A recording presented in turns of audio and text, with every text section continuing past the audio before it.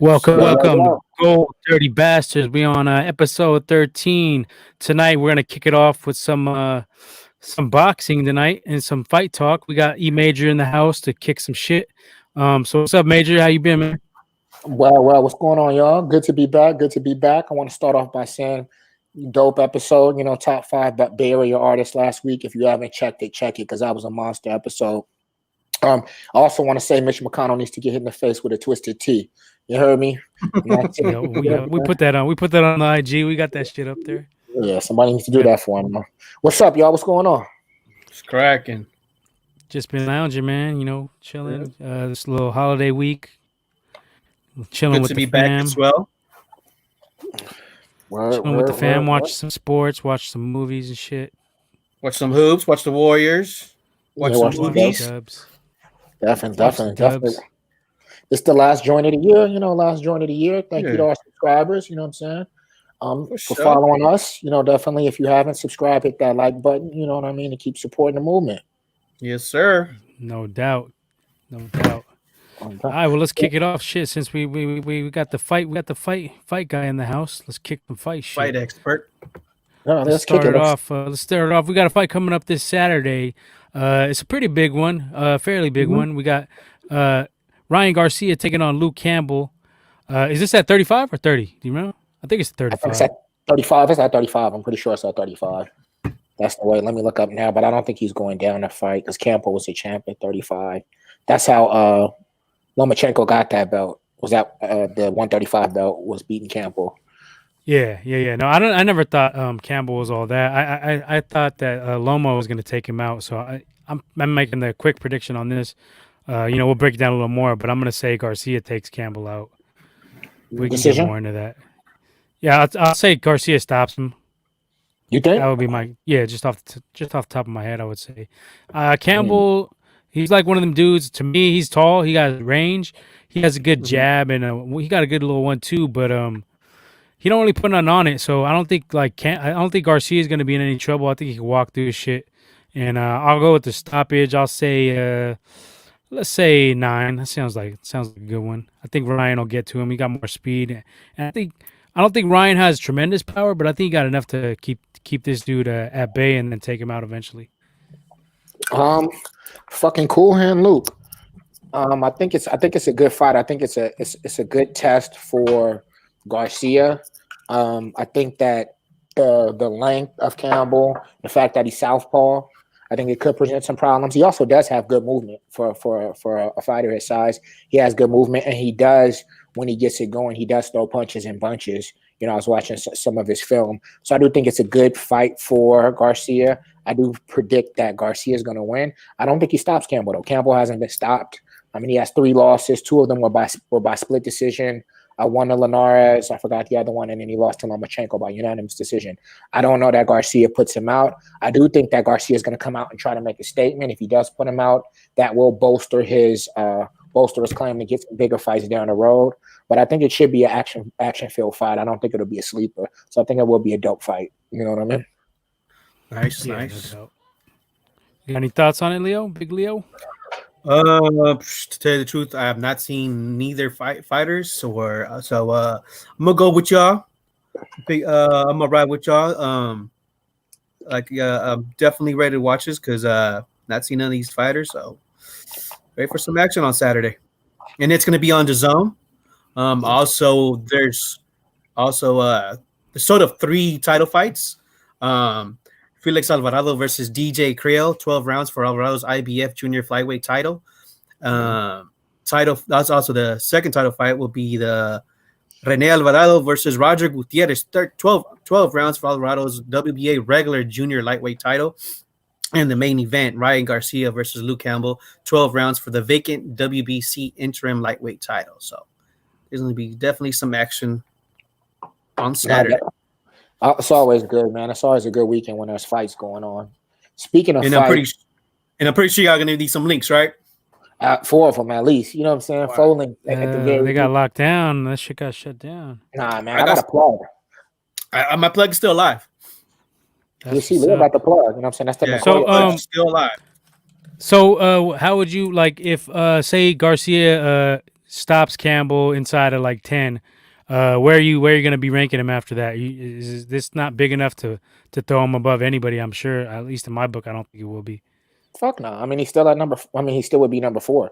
You know what I mean? Like beating Campbell isn't going to do anything, but maybe it might bolster, his bargaining position to say he wants 50-50 or something like that. I don't think it'll catapult him over. I mean, I think the consensus top 2 in that division are the 2 biggest fights are obviously Teofimo and Tank is what they're saying, and then obviously you have Devin Haney, and then there's Ryan Garcia. I don't think him stopping Campbell will really catapult him over anybody, but at the end of the day, I don't think it really matters. As long as he locks in with one of those 3 fighters, that's all that matters at the end of it. You know what I mean? I don't think that this fight would get him a shot at Teofimo. I don't think it'll necessarily give him a fight with Tank, but it possibly could.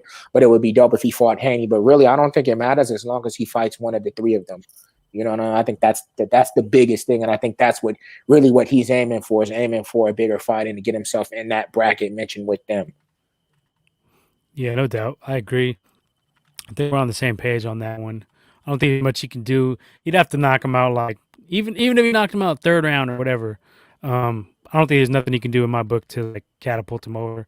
Like you said, it'll be a good bargaining chip for him. But I just feel like he's definitely the lowest ranked out of all the guys there. And I think he has speed. I'll give him that. He has speed, but I don't think he has like the defense and the power as like some of the other guys, Haney and Tank ain't really got much defense either. But yeah, but Tank's I don't know. It makes for some interesting matchups if he gets this a good win here. Definitely, we could see some more fireworks down the road from some of these guys. I mean, this is his biggest fight. I mean, this is absolutely his biggest challenge. So, I mean, it definitely does do it. I think, though, it's an interesting point. I think that if he does get a stoppage, though, I wouldn't be surprised if a lot of people do rank him ahead of Haney.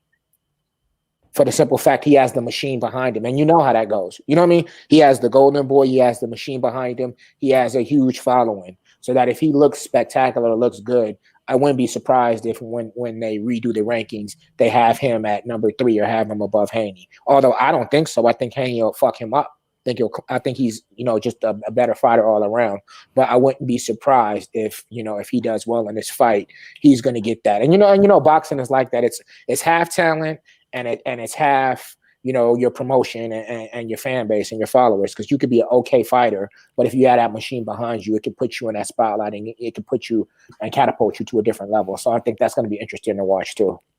And him and Haney did fight amateurs. You guys can check it out on YouTube. I watched it.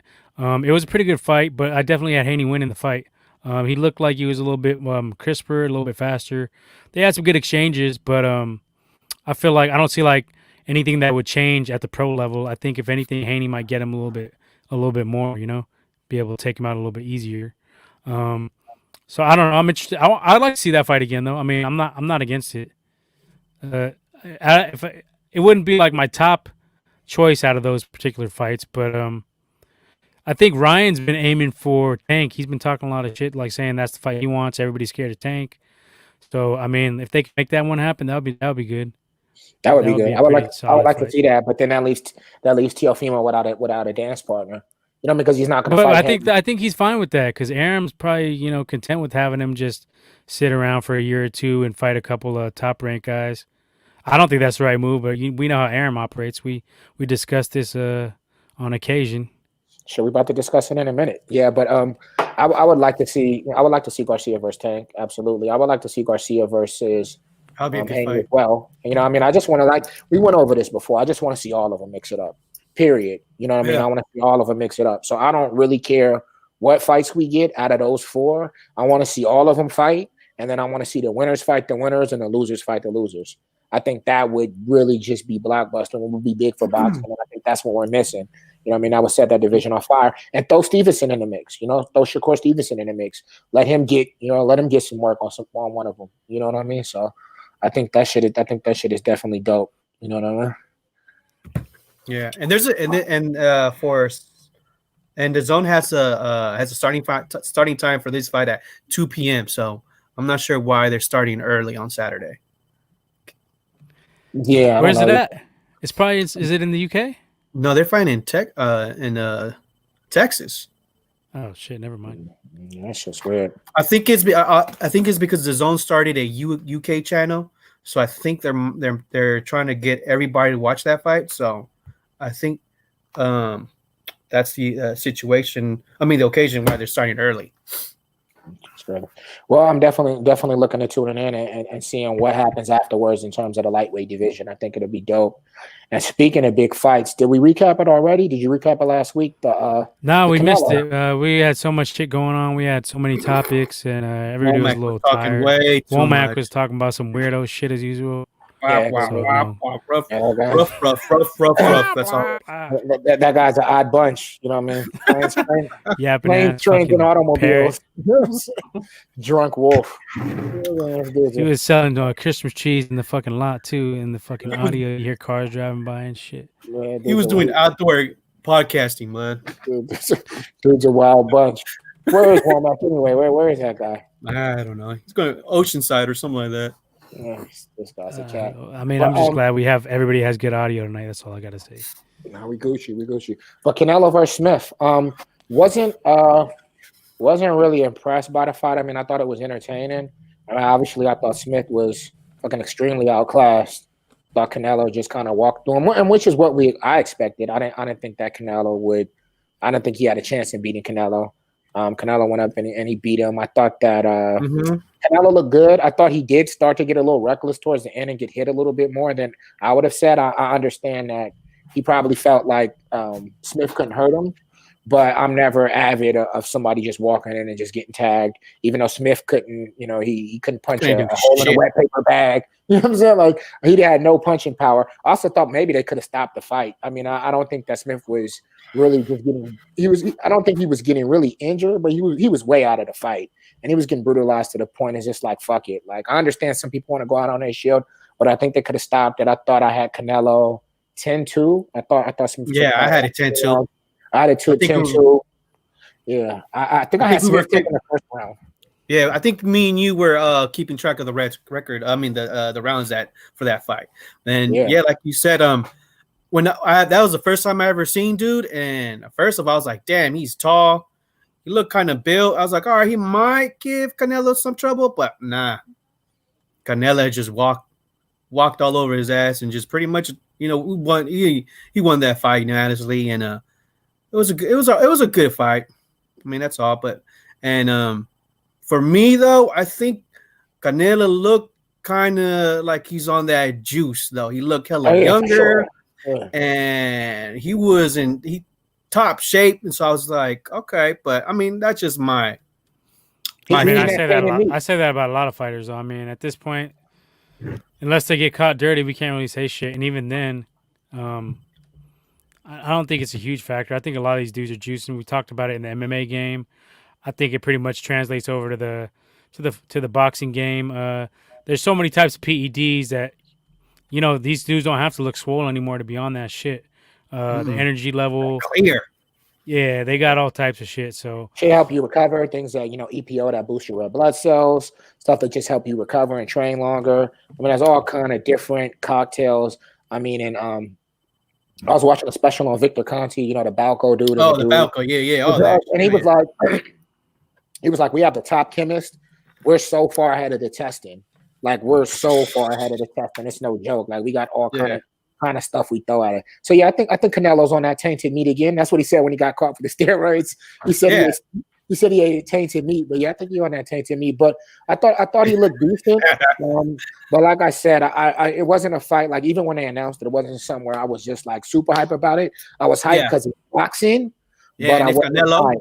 Yeah, and it's Canelo. So I wasn't hyped. But I'm just like, But I definitely want to see him versus Charlo. I mean, I think that's a fight to be made. Go ahead. No, I was just gonna say, I think I think it was impressive from the standpoint that he's gone up and he's actually trying to get unification up in that 168 division, which would be unheard of. I never thought he could make it to that weight and be so dominant. He was just dominating that dude. Like, he outclassed him with boxing. So the only other contender up there, I think, is Billy Joe Saunders. And the other dude is Caleb Plant, I think. I think he walks through those dudes. So they're talking about maybe having Charlo come up to 68 and fight him, and I think that would be a solid fight. But I think Canelo beats Charlo. I think he's too strong for Charlo. I don't think nobody's fucking with Canelo right now unless I don't see anybody at 160 to 168 where I'd say like I think Canelo's gonna lose that fight. Like Yeah. Charlo, yeah, okay, Canelo. it might be a good fight, but I think Canelo will probably still pull it out. So I don't know. I don't see Canelo it.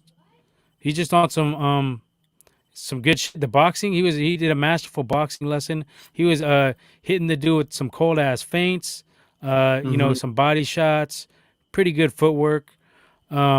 I was a little disappointed he didn't get the knockout, but it looked like he was going for it. Like you said, he was getting tagged a little bit towards the end.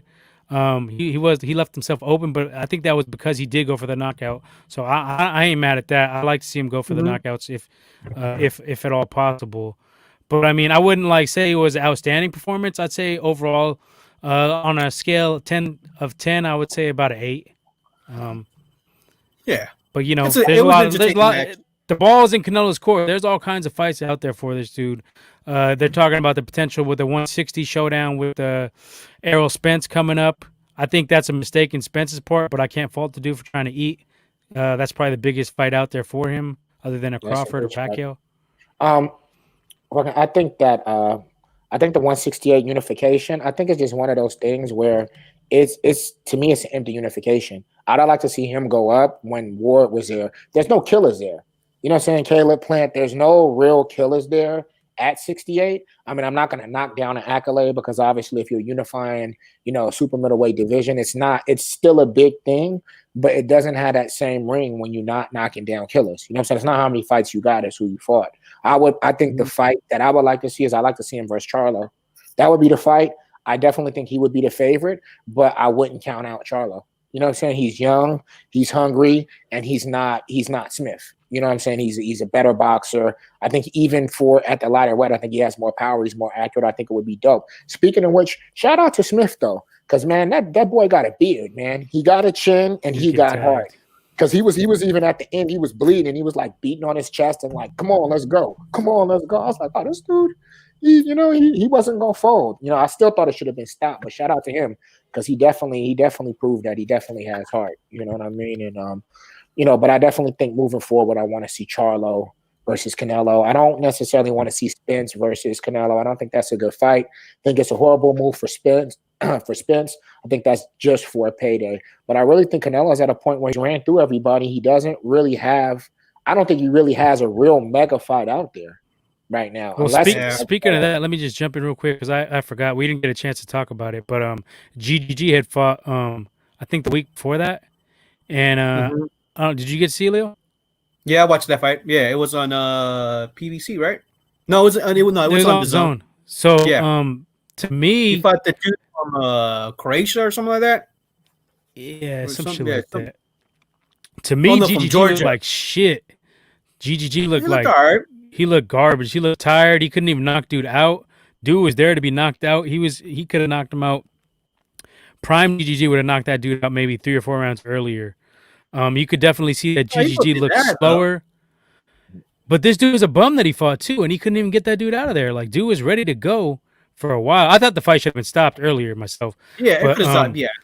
But I just feel like GGG has looked like garbage the last few fights I've seen him, and he fought that other cat who had fought the Charlos, and he looked weak in that fight. I think he lost that fight, but they gave it to him. I forget that dude's name. Derevchenko. I think Derevchenko was giving him that work. You seen that one, right? A while ago? No, I don't think I've seen it. But well, anyway, I was just saying that I don't think GGG is a viable option for Canelo at this point because the last few fights he's looked like shit to me. What about this though? What do you think about GGG versus Charlo? I would love to see that. I've been wanting to see that for years. Charlo versus Canelo. You know what I'm saying? Like you get past GGG. I think that would be a dope move.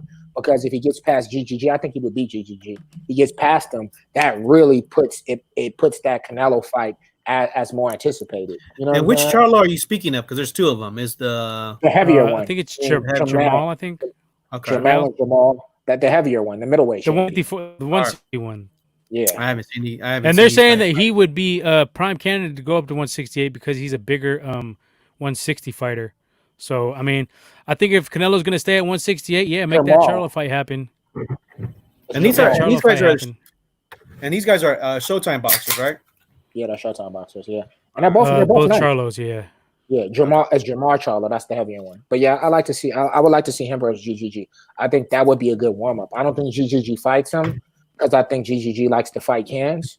You know what I'm saying? But I think that would be a good fight, and I think it goes both ways. If he beats Charlo, he would have a solid case to say, okay, let me get Canelo back in the ring. At least he could say that. But if he gets his ass whooped, then Charlo has a case to say, okay, give me Canelo. So I think it's dope. You know what I mean? Didn't Charlo say something? He said something after that fight.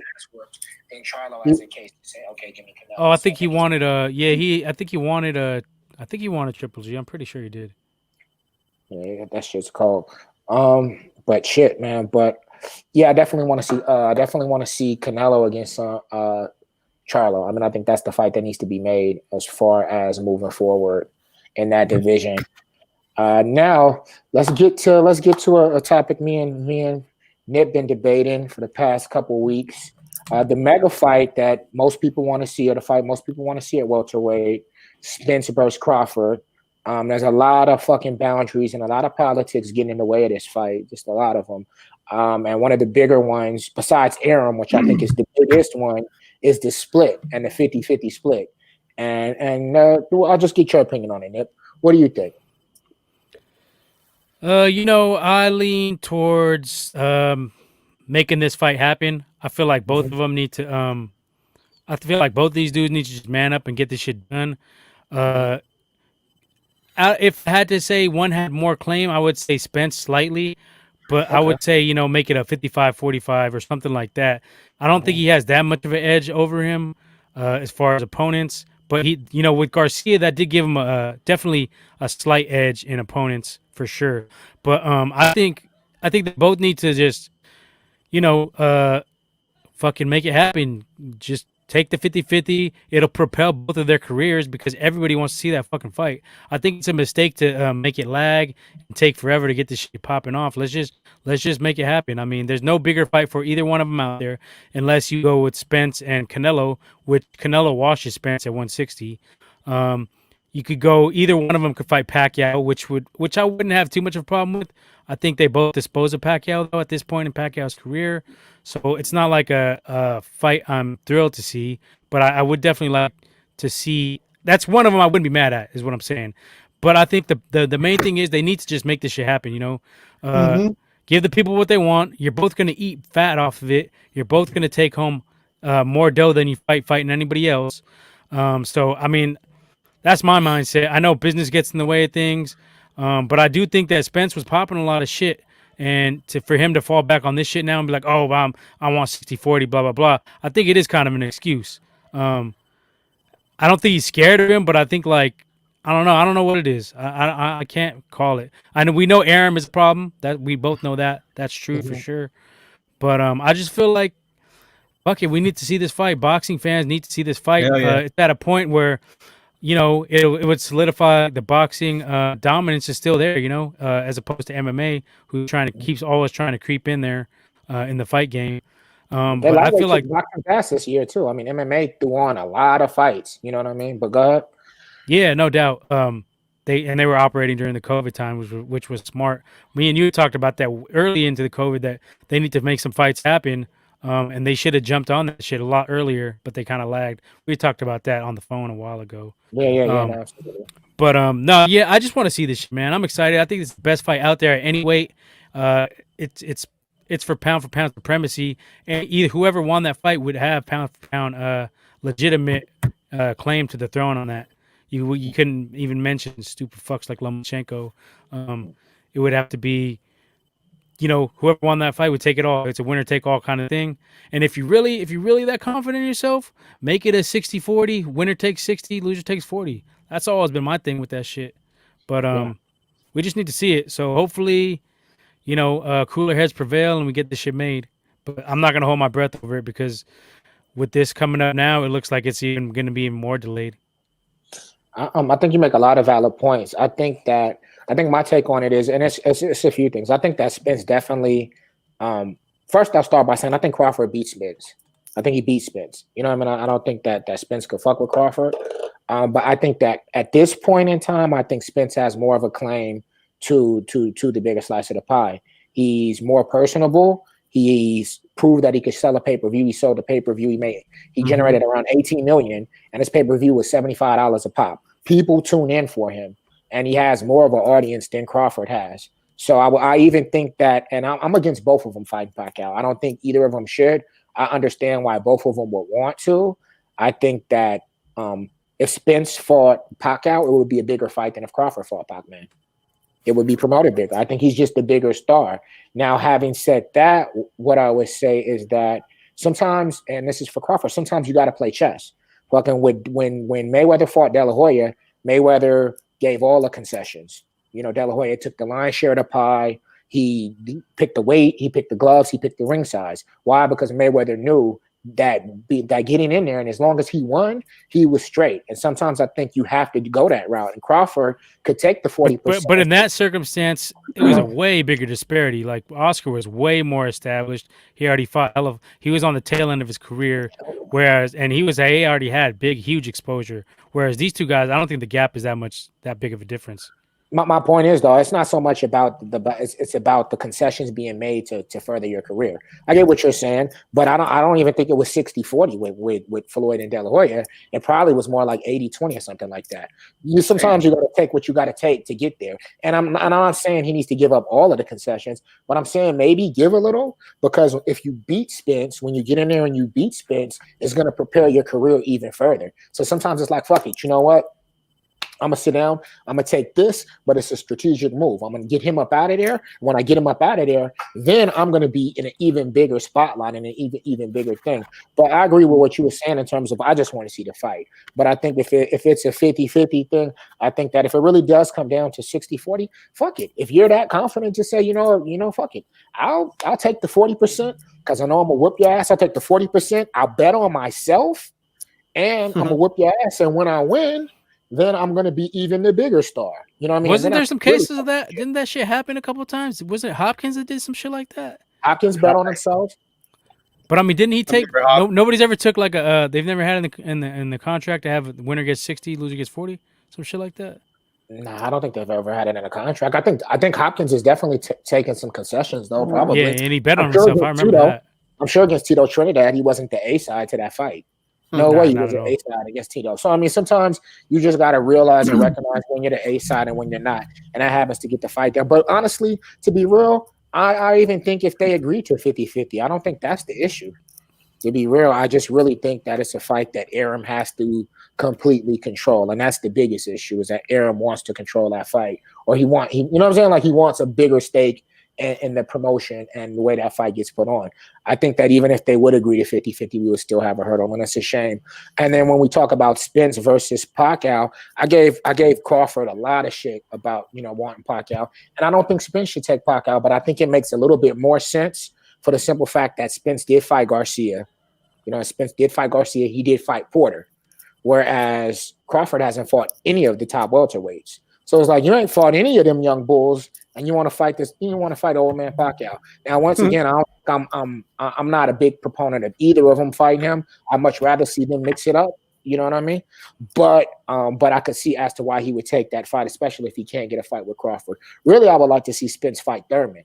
I think that would be. There's talks of both of them fighting Thurman. There's talk about Spence Thurman. Spence had posted some shit today. I posted in the group chat about Thurman is a good opponent for him to get that rematch.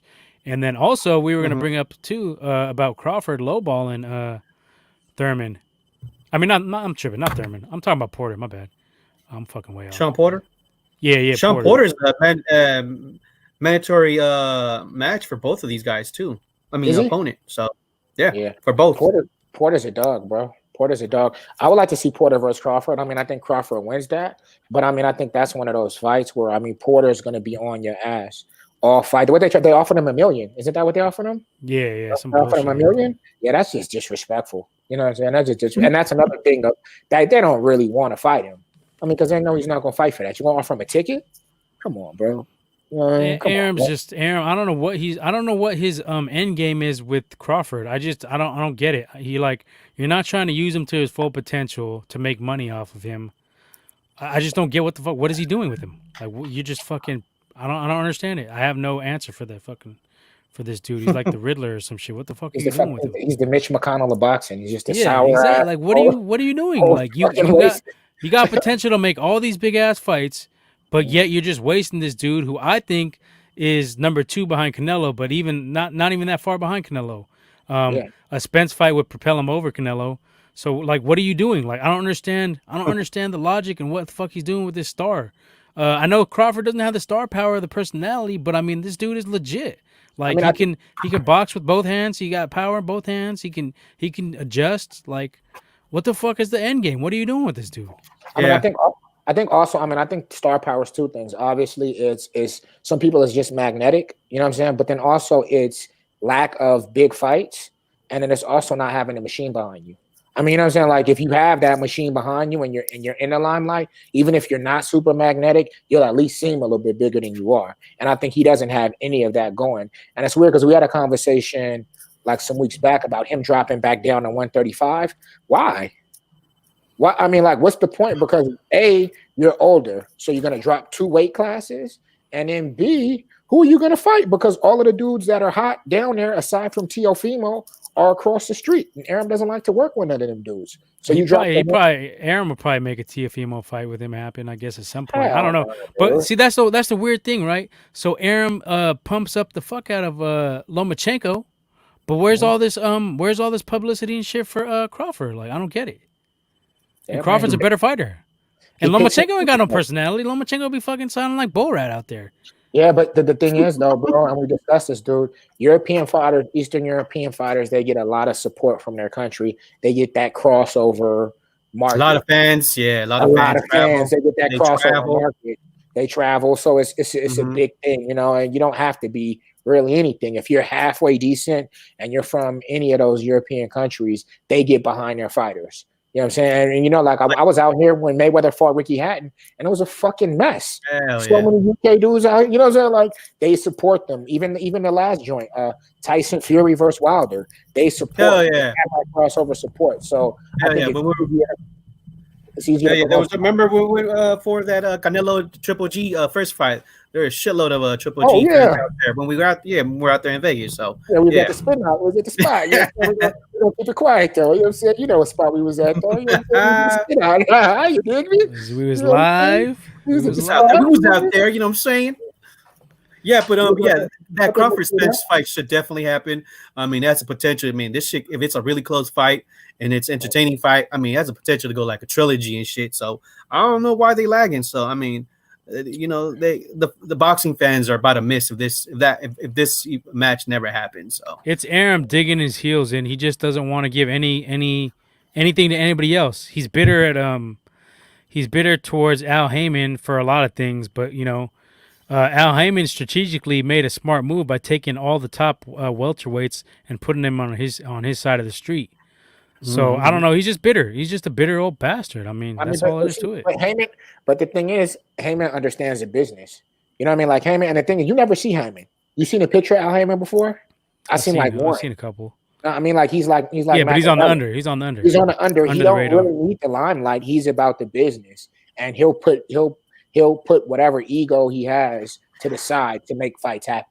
He's really about the business, whereas Aram is just really about he wants the whole pie.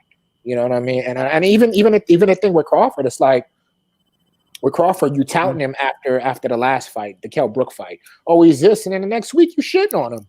Oh, he's trash. You know, he's not a star, and you know, I'm not going to put any more money towards him. You think I'm a bankroll a fight with him and Spence because I lose money on his fights. I lose, and it's just like, dude, like, all right, well, if you don't like him that much, fucking let him go, and somebody else could pick him up, and he can make some better fights then. You know what I mean? No doubt. At least fight. Fuck, if he can't fight Spence, fucking fight Thurman, fight Porter, fight Andy Garcia. I don't care. Fight one of them lions up there, though. You know what I mean? Fight one of them lions. You know what I mean? That's where it needs to go. Speaking of which, obviously 2020 was a hard year for everybody, a hard year for sports too. Boxing in particular, it's like we didn't really get any fights until pretty much the second half of the year. Well, what is you guys' consensus on the top fight of the year? You know what I mean? And I'll go first. Fuck it. I feel like the top boxing fight of the year, I think it was Lomo versus Teofimo Lopez. I thought from the production quality and just from the fight itself, I thought it was dope. I thought that the actual rhythm of the fight, Teofimo came out, he was cooking, which was unexpected. He was cooking the first 5-6 rounds. Then Lomo came back and Lomo started to pick it up and really, put it together, and it got really close. And then Teofimo came back. I thought it really brought back that championship feel. And I thought when you match it up against all of the other quote unquote big fights, I thought that was that had the biggest impact, and that was the most exciting fight to me. I definitely agree. It's slim pickings. There wasn't very many fights due to the COVID situation. There should have been more made.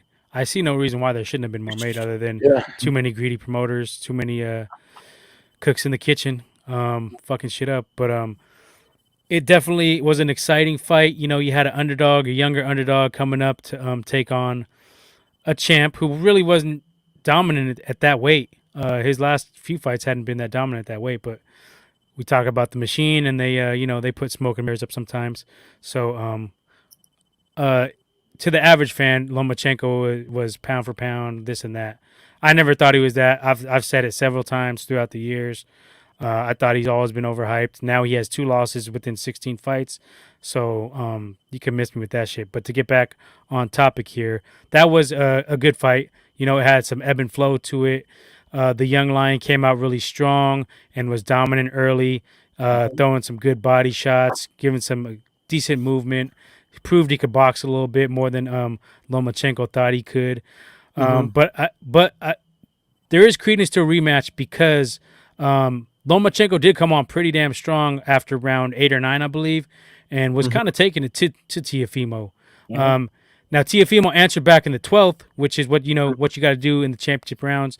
Sometimes you got to step in and just fucking end the route because he was getting routed at that point from 8 to 12, and then he kind of just back, Then Teofimo came and stomped that shit out like in the 12th, like put the stamp on the fight. But I think it should have never been that close. Like Teofimo should have boxed a little smarter, and maybe he needs to work on his needs more experience. Maybe he needs to work on his fucking cardio. Yeah, definitely. He needs to work on his cardio. But I'm not mad. I wouldn't mind seeing a rematch, honestly. At first I was against it because, I'm not a fan of Loma, but fuck it. I mean, there's not really any big fights out there for Loma because he don't really want no smoke with nobody else, I don't think. I don't think he wants no smoke with Haney. I don't think he wants no smoke with Ryan Garcia or Tank.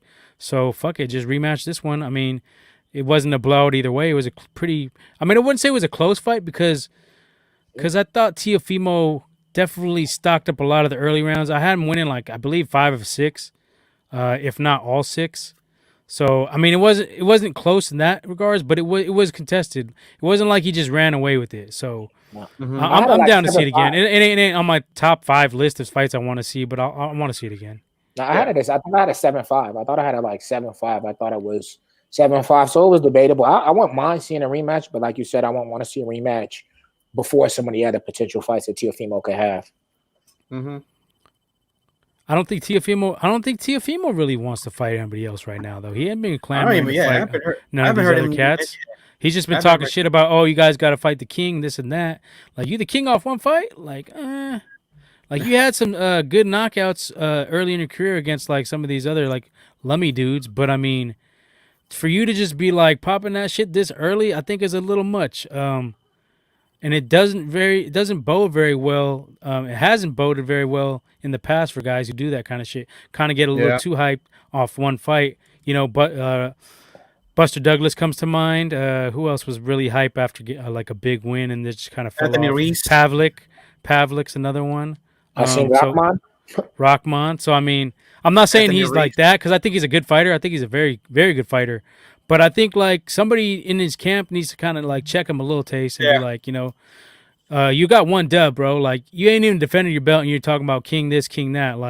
It's a little much. It's a little much. I do like confidence in a fighter, but I think you're playing with fire a little bit on that shit off one win and then just to be pricing other guys out of these fights and just making up excuses of why you won't fight them when you're all young lions, you're all going after pound for pound supremacy. Why not mix it up with some of these younger cats and make your claim to be pound for pound? Because I don't have them that high on my top 10 list. I'd say I probably have them at 5 or 6, maybe. Teofimo? Yeah. Yeah, I probably got him around 5 or 6. You know what I mean? I mean, he has such a small window of work to go from. I mean, his biggest thing is he was knocking fools out, but his biggest feather in his cap is Lomo. And the reason Lomo is so high is because Lomo was held in such high regard on the pound for pound list. But I think it's one of them things where I think he needs to I think he needs to get in there and mix it up. Leo, who do you have for fight of the year? What did you have for fight of the year? So you guys already mentioned the Lomachenko fight. The fight that had me like, what the fuck of the year was that Tyson Fury and Deontay Wilder. I thought for sure Deontay was about to basically whip his ass, and it was the opposite. Deontay looked confused. I mean, it started off with that wardrobe. He came in the ring, and then Tyson Fury won in the 7th round or something like TKO, and it was just like, what the fuck? Because Deontay looked like he was even. Did it last that long? I don't think it lasted that long, did it? 7 rounds. Yeah, it lasted 7 rounds. Yeah. Deontay fought a horrible fight, though. I mean, that was just horrible. Yeah. Then he had excuses. Then I think he fired his cornerman, his trainer, or whatever. Then he started saying that the gloves were too heavy, or the costume he was wearing was too heavy on him. I mean, it was just like so. That was my like what the fuck fight of the year. And another good fight, it was also the Tank versus Leo Santa Cruz. I thought that was good. Me and him mentioned that too. I thought that was a good fight for how long it lasted. I thought it was a good fight. It was definitely action packed. Because and then right before Tank knocked his ass out, it looked like Leo Santa Cruz was turning the fight around. He was about to start taking over, and pop, he got his ass dropped. I don't remember that. To me, it was too short of a fight. What was that, like 8th round? 7th round? It's like 4? 5 rounds. 5 rounds. Yeah. But to me, it was a good fight. It was a good fight, but like it's too short to be like fight of the year. Some of these like not as big fights were pretty good, like Verdejo. Well, they was knockout of the year. So yeah, for sure, that's knockout of the year for sure. Knockout of the year. But I think it was a good fight. I think because I thought Santa Cruz looked good the first round or two.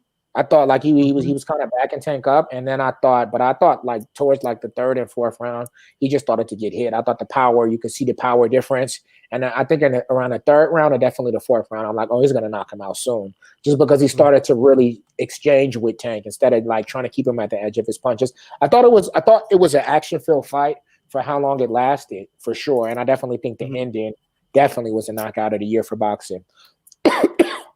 And another fight, I missed it, totally missed it. I think it was on DAZN, but my pops kept texting me about the fight. I was at work, and it was the Estrada versus Cuadras fight. He was saying that was the fight of the year. Yeah, I remember you going off about it. I didn't see it. I got to go back in the game tapes and watch that one because I remember you saying that, and I like Estrada too. That one was cool. Yeah, I did. I didn't see the whole fight, but I seen the tail end of it. That was a good ass fight. They were going at it. I would say that, or maybe the fight I was talking about, Verdejo and that Japanese cat was cold too. But I definitely feel like that was a good ass fight. But like, I mean, majority of the casuals aren't going to know that fight. That's why I didn't really mention it. But us who are in the loop of this shit, definitely those 2 fights were up there too. Speaking of, hold on, real quick though. Let's go off the beaten path a little bit. Who do you think is going to be the next breakout star for next year? Boxing. Like, who do you think is going to be the next dude in the limelight? You know what I mean? Like Chocolate, Mayorga coming back, but not.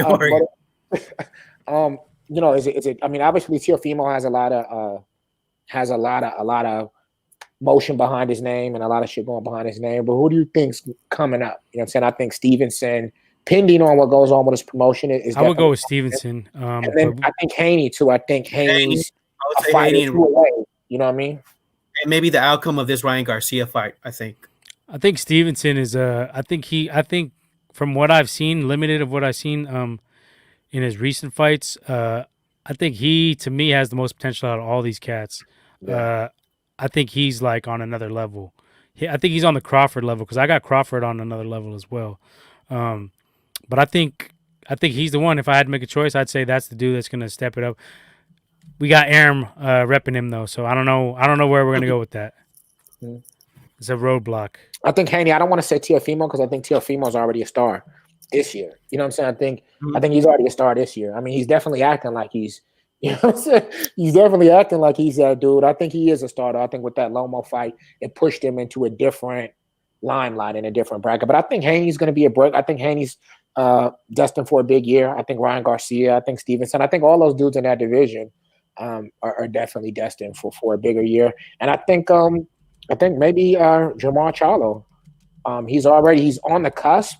A fight with GGG or a big win really would catapult and do a lot for him. Because there's not a lot of stuff jinking in those divisions right now, so I think that's a big. He has a lot of potential to really go up and increase his value next year. Yeah, no doubt. Leo, did you pick one? I already said I said either Haney or what's his name? This Ryan Garcia cat. I want to see how his fight goes. I can see it could be a. He's got the machine behind him. Yeah, he's not really big. He has a lot of hype. Yeah, he's got the machine behind him. He's just the one away too. I mean, I think definitely agree with that. All right, moving on. Womack's not on the group chat, no. Nah, dude, he's somewhere in the woods. Fucking, he's in those circles that he frequents where they give people weird nicknames. You know what I mean? Anyway, let's talk a little bit of UFC. So we have Conor McGregor coming back, fighting Poirier January 23rd. Obviously, this is gonna draw a lot of fanfare because Conor McGregor, one thing he can do is he does bring the fans in. Not super excited for this fight because they fought before. I think it's a showcase fight for Conor. I mean, I think it's a fight to bring him back and give him an opponent that he can beat. Also, Poirier is a southpaw, and there's talks of Conor fighting Pacquiao. So that could give him some, even though it's MMA, that could give him a little bit of combat experience with the southpaw, so he's not all the way cold. I would like to see Poirier win, but I just think Conor's gonna be he's gonna be in his prime, and he has something to prove, and I think that he's gonna come back and beat Poirier. Although we'll have to see how it goes, but I think he knocks Poirier out. I'm with you on that. I think he already got him once. I think it'll be a action-packed, exciting fight, but it's one of those guys that's tailor-made for Conor. Poirier's defense isn't great, and he's not a extreme I guess he's not great with the tapping people out on the ground. So I mean, those are the kind of guys that give Conor the most problem if they can get you down and tap you out or just muscle you up. And Poirier's a very good striker, but that's the kind of guys that Conor looks for. He wants a striker, not totally well-rounded fighter, more like because Diaz gave him tons of problems, and Diaz isn't the most dynamic either, and he's great jiu-jitsu wise, but he's not like a wrestler type of dude. So I think Conor gets the win. I think it'll be a good fight. I'm definitely going to tune in, and that's going to lead into I don't know who's next for Conor after that. I mean, a vacant title fight, right? I mean, that will be the next fight. Would be like a vacant title fight against I don't know. I mean, I think that he would definitely be the number one contender because the lightweight division is kind of. Oh, you know who? No, that's 170. I was gonna say Oliveira because Oliveira fucked Ferguson up. I just watched that last night. I was watching that shit. Yeah, Oliveira's mean. Oliveira's but Ferguson looked fucked up though. I'm not making excuses because he lost his fight before that, but he looked like fucking dehydrated or some weird shit. Like he didn't look like himself, and I think he might be done. I mean, Oliveira was in his back though, bro. And I've liked Oliveira. Oliveira's nasty. I've watched him for a long time. You know what I'm saying? He's one of them dudes that came up through the ranks. He used to fight at lightweight, and he's young. He's still young because he came in, I think, when he was a teenager. Good jiu-jitsu, but he showed good wrestling. He's really one of them. He's a dangerous dude, and I missed the podcast prior to that because I was going to pick Oliveira. Yeah, I know it's easy to say now because No, you had told me on the phone on that one. I think you told me. We talked about this. He's dangerous. You know what I'm saying? He's a dangerous dude. You know what I mean? So, yeah, I think Ferguson might be done. Definitely done in terms of fighting at the top. You know what I mean? At the top echelon fighters. I don't think he's there anymore. Maybe he looked hella old. He looked old as shit, dude. He looked like fucking damn. Yeah, he looked real. Maybe Gaethje. Maybe Conor versus Gaethje. That's a good fight. I'm before that. We need to see Diaz 3 as well. I think that's a good fight. They gotta bring that back for Diaz though. You know what I'm saying? And I don't. Or I don't your boy BMF. Yeah, Masvidal. Yeah, I don't think that's going on. Leon Edwards just called out Masvidal. He wants Masvidal to fight. You know what I mean? I would like to see Masvidal versus. They need to make that happen because they got beef because Masvidal busted his shit backstage. No, that would be a good fight, and that would sell crazy. But I don't think that's what Dana White wants to do right now. You know what I mean? I think he kind of wants to. If McGregor gets past this, you know how he is. I think if McGregor gets past this, he wants to kind of hold him and match him up with somebody that can keep that stardom rolling. You know what I mean? And keep that cash cow coming in. So I think if McGregor wins, he's gonna put him in line for a title fight. Now I got to jump in here because there's one topic that relates to boxing and MMA, and that's that bastard Jake Paul who's trying to call out hella MMA fighters, talking all this shit about boxers and MMA fighters. I want to see him fight Nunes. I want Nunes to beat his ass, but then he was talking shit about Nunes, saying like, "Oh, nobody even knows who she is," but he'll get worked.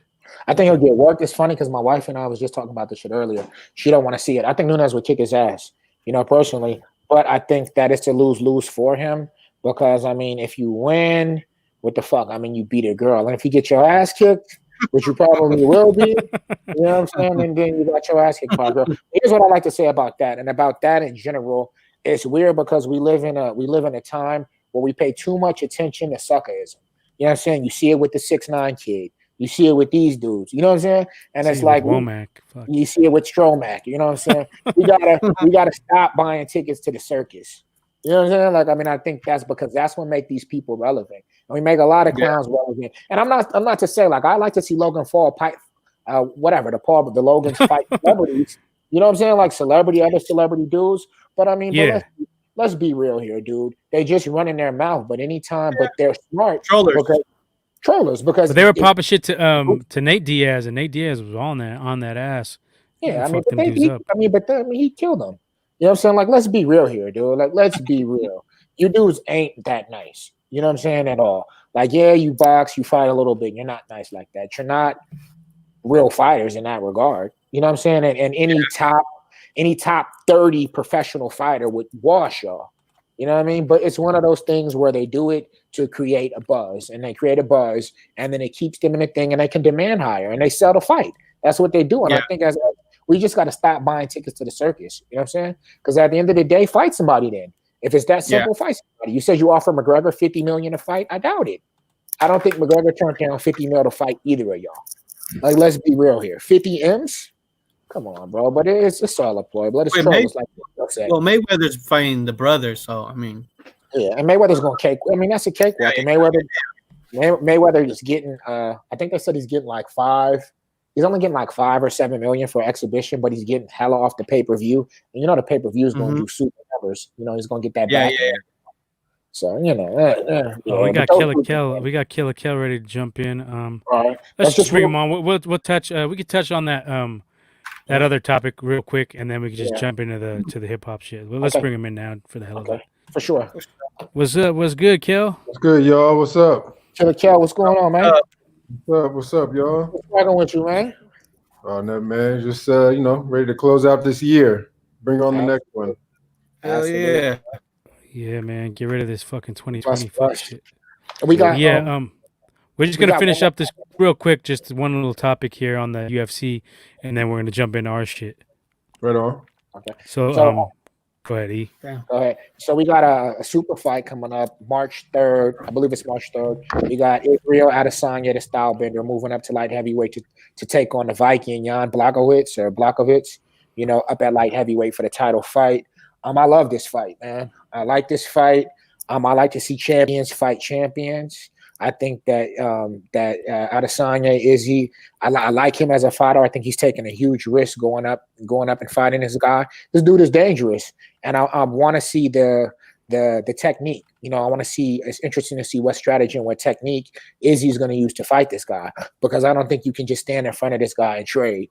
You know what I mean? So I want to see, is he going to try to utilize some of his grappling? I know he's been training with some of the best grapplers in the world. You know, Andre Galval, I mentioned it. I wonder, is he going to try to grapple him and take him down? Or is he going to try to use his length and use leg kicks? But I definitely think it's a really good fight. I think that it's dope. And I think that even the subplot to that fight is the fact that it sets up, if Izzy wins, it sets up a super fight between him and John Jones. John Jones coming back and trying to get his light heavyweight belt. So I like that fight. Obviously, the closer it gets, we definitely will talk about it a little bit more. But I definitely want to speak on it, you know what I mean, just because the announcements are pretty recent. No, and I feel the same as you. I think it's going to be a good fight, dangerous for Izzy. And if he can get through him, if he can get through, let me add Leo back in. If he can get through Blakowicz, then you know he can handle the power at light heavyweight, and you know a fight with Jones would be even more tempting to see. So let's see that shit happen. Hopefully, I think Izzy will.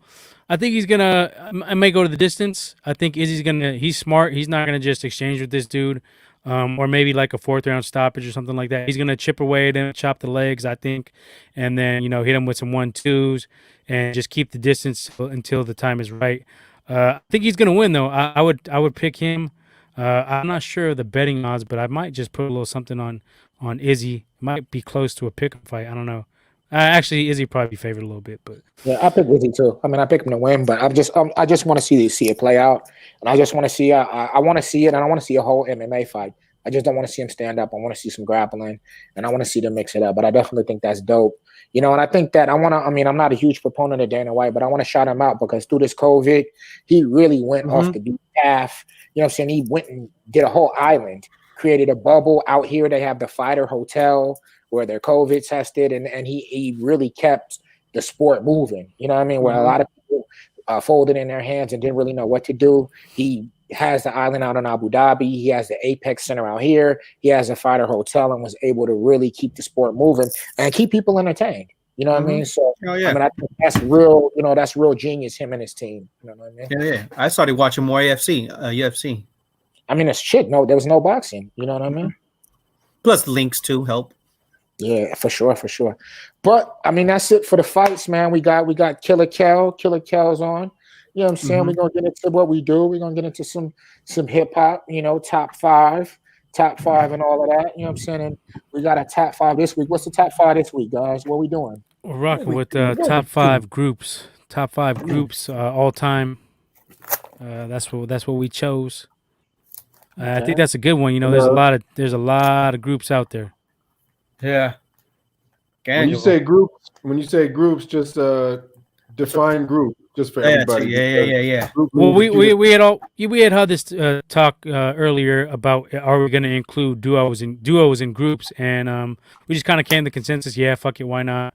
At another time, we could just do a duo one, but for the sake of this top 5, why not? Because a duo is a group technically. Yeah. So more than one person. I mean, I think it's good just to get a top 5 groups out there and include duos in there, just to simplify shit pretty much too. Yeah. So I mean, who wants to? Well, actually, let's get this out the way. You know what I'm saying? We got Stromax picks, and I'll just let him know.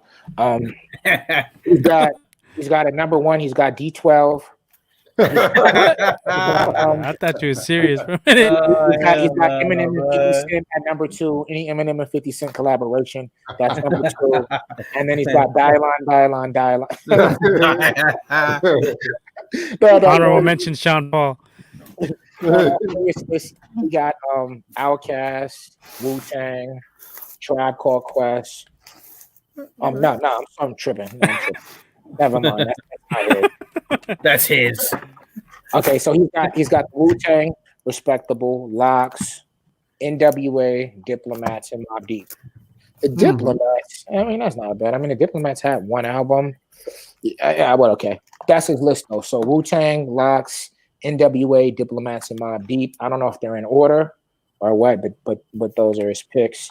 I'm not super mad at that list. I mean, I honestly expected worse. You know what I mean? He has 2 Live Crew as honorable mention and G Unit as honorable mention. So, I don't know about that G Unit. Yeah. Honorable mentions. That's cool.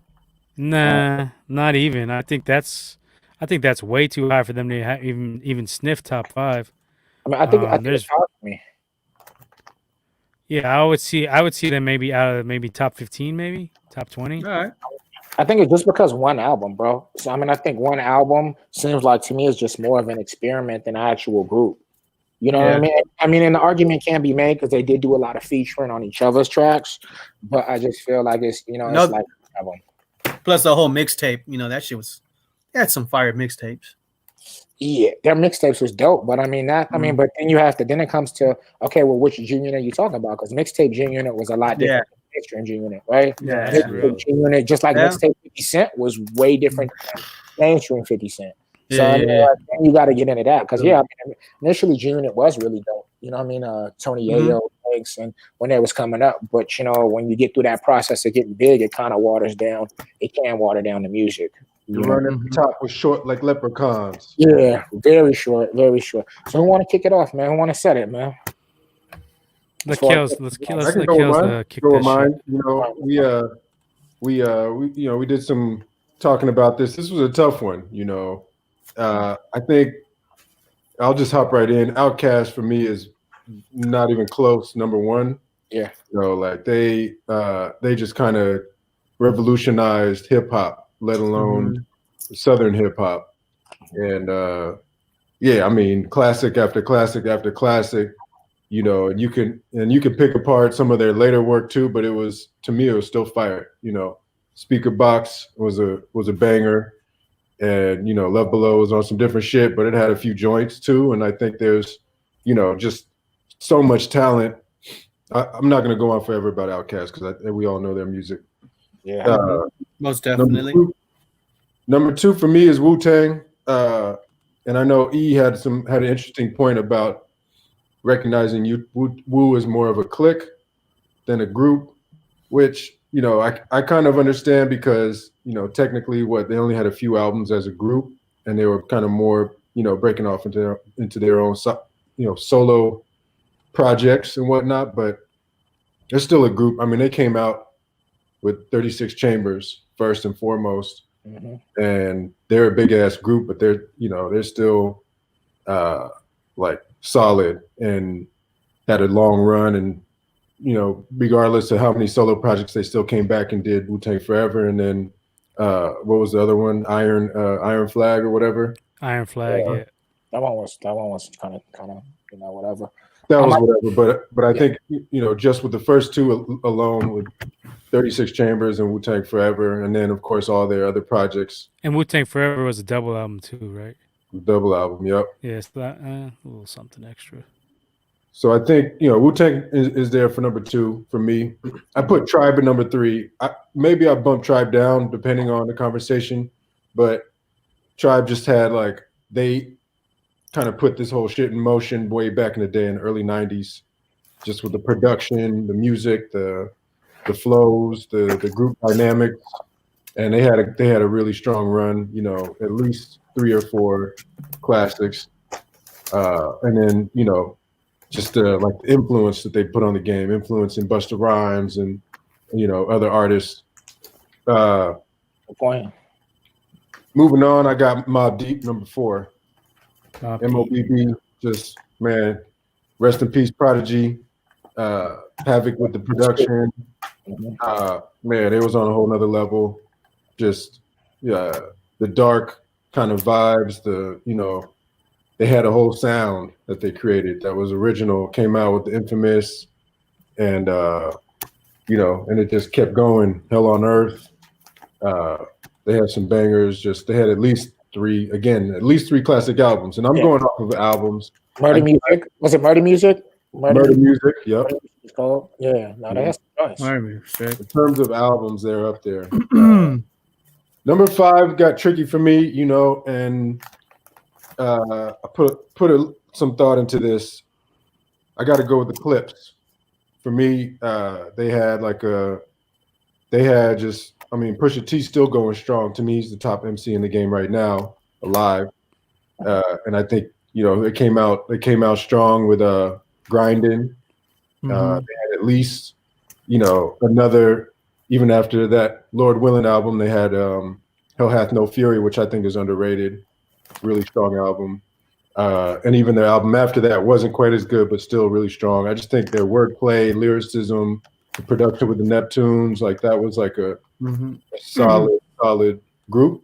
I have Helter Skelter at honorable mention. I think their first two albums were crazy, but I think they kind of fell off a little bit after that. And then of course Sean P passed away, so I can't quite put them above the Clips. I think the Clips have more, just better chemistry. Obviously they're brothers, right? So they had a little bit more of a thing going. But yeah, that rounds out my top 5. What about that No Malice album? You listen to that gospel rap, kid? No Malice. Shout out. Respect, but nah, that's not my cup of tea.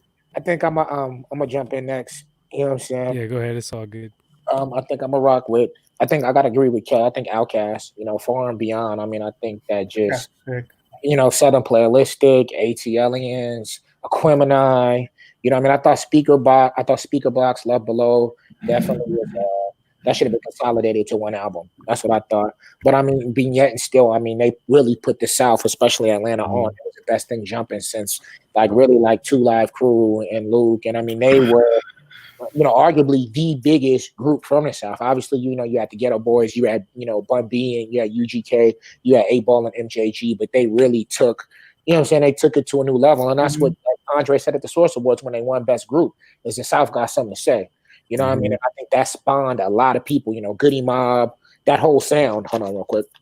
Yeah, Organized Noise. That whole sound, and it was a different sound. It wasn't, drum and bass, Miami booty pop. It was a completely different wave. So I mean, I think that they definitely are above and beyond, in terms. And then the rest, I don't really have a particular order. It's hard for me to really rank. I'm gonna go with Mobb Deep. Again, Mobb Deep had classic albums, the infamous Hell on Earth, Murder Music. I mean, Havoc's production. I mean, Hav's one of them dudes, and Prodigy was one of the best bar dudes, for a while. The grit. So I definitely gotta go with Mobb Deep. When we go into my next joint, I gotta take it to the Bay Area, 3 Times Crazy. You know what I mean? And I think that me and Killer, me and Killer Charles, we had discussed it. And I think when thinking of the list, it's hard for me because there's a lot of groups that had one hot album and they had, you know what I'm saying? And it's hard to pick. But with them, they had 2 really strong albums, the Stacking Chips and the Real Talk 2000. You know what I'm saying? And both of those was classics. I listen to them. I'm saying to this day, I'm on a Real Talk 2000. Some of them joints, we used to rock with the Black Saturdays and the ghetto parties, and you thought them joints riot. You know what I'm saying? Riot, fight, shootout. I love that shit though, man. You know what I'm saying? That was the essence. You know what I'm saying? It don't get more realer than that. You know what I'm saying? It doesn't get more realer than that. And then I have Hot Boys, man. Fuck is y'all talking about? Oh man, you got me out of this. They were on the Hot Boys. Too. You know what I'm saying? The Hot Boys. You took mine. All right. Just because they had some editing. I'm gonna take them off my shit real quick. They had 2 good albums. And I think also, Juve, Wayne, BG, and Manny Fresh. I mean, and you think of them, they little Wayne. Yeah, Young Wayne. I mean, they created a different sound. Like you had the Master P No Limit sound. They didn't sound like them though. You know what I'm saying? They didn't sound like them. And God damn it, mate. They created the whole era, the whole bling, that whole hell era. Yeah. You know what I'm saying? They were running things for a long time. So I think when you look at the imprint on hip hop, they were why people started buying chains and buying jewels. And not to say that that's a big thing, but that is. But also their music was fire. Manny Fresh killing, Wayne was airing everybody out. Juve the Great, you know what I'm saying? BG, I mean, and Turkey, he did his thing here and there. So you know what I mean? It's where definitely. Yeah, definitely. I mean, and I think that even we caught on to him late. You know what I'm saying? Like we caught on to him late. Yeah. I remember that one summer, Kelly, he went back Killer went back and started digging up some of the old, the old big time and stuff. Get it how you live. Deals, get it how you live. And they was cooking, you know what I'm saying, way back then. So I definitely think them. And then I had to redo some redig, and I think my last one I gotta go Capone and Noriega. Ooh. Okay. I gotta go Capone and Noriega. That's a strong one. The first album, The War Report, crazy, classic. Reunion, classic, and I even like the World Report Part 2. I mean, I'm not gonna call it a classic, but I thought it was dope. You know what I'm saying? So I mean, I think when you think about groups, and it's extremely hard because I have a lot of honorable mentions. I have the Loonies. The Loonies' first album, obviously classic. Lunatic's Music was a decent album. It was a good album too. But I think Yuck's solo career did more for me. And I think some of the other groups on the list did a lot more for me. The reason I don't have Wu-Tang on there is just like Mikhail said, I don't know that they're a group. You know what I mean? I think that they made group albums, but even their group albums, they had very few full group songs. So there's a lot of off branching. You know, you get these three here, you get Meth, Ghost, and Ray, and then you get Master Killer. So you know, it kind of sections off. So I thought of them more as a bigger, like a glorified clique. You know what I mean? And that's why I kind of didn't put them on. And then also I would have to definitely shout out 8Ball and MJG just because they was cooking, and Bun B and Ghetto Boys and all of them. But my top 5, Outkast, 3 Times Crazy, Mobb Deep, Hot Boys, and Capone and Noriega. You know what I mean? And that's what it is. All right, that's good shit. You want me to go, Leo, or are you gonna go? I'll go. I mean, shit, you guys are pretty much mentioned them all, but I'm gonna go with Wu-Tang. That's why I have to get mine off. I'm like, I knew it too. I was like, to get in there. That's all good. That's all good. Yeah, so I'm gonna start off with Wu-Tang. You know, they were just sick. I mean, in high school, I think I was a freshman or something. I made like maybe the 8th grade. That's the first album. That shit was dope, and they kept dropping sick shit. So I'll go with Wu-Tang's number 1. Definitely what you can call Outkast. Number 2, go with them. Number 3, I would definitely go with the Hot Boys. That was mine. For sure didn't think y'all would pick that. That was my 3rd group. 4th, I'm gonna go with UGK. I mean, they were just slapping some sick shit. You know, as a youngster, slap, hearing them. And I'm gonna go with number 5. I thought they dropped some classics. They made a track with Tupac. They made a track with Biggie. Now we'll go with Bone Thug. Me, I thought they were sick as fuck. You know what I'm saying? Just the style. You know what I'm saying? Just that shit was just totally different. You know, I think I was probably like I think I was in high school, maybe freshman year, 8th grade or something like that. But yeah, I'll definitely go with Bone Thug. And honorable mention, I'm gonna go with shit. I thought their shit slapped hard. I remember when I was going to City College, I was slapping this shit all the time. I was on BART going to City College, and that was fully loaded from the city. So that would be my shout out to my people, man. Shout out to my shout out to my man Big Rich. Big Rich is my man. Yeah, I was. Shout out to Bailey too. I was definitely slapping that shit hard. And then another one would be the Click, E40, Be Legit, D-Shot, Sugar T. So that's my list. All right. Let me jump in with my shit real quick. So similar stuff. Top seat goes to, I got Wu-Tang. For me, they're on another level group wise. You can say clique, you can say group, but I mean they did a lot of shit together as well. And Enter the 36 classic, Wu-Tang Forever is classic double album.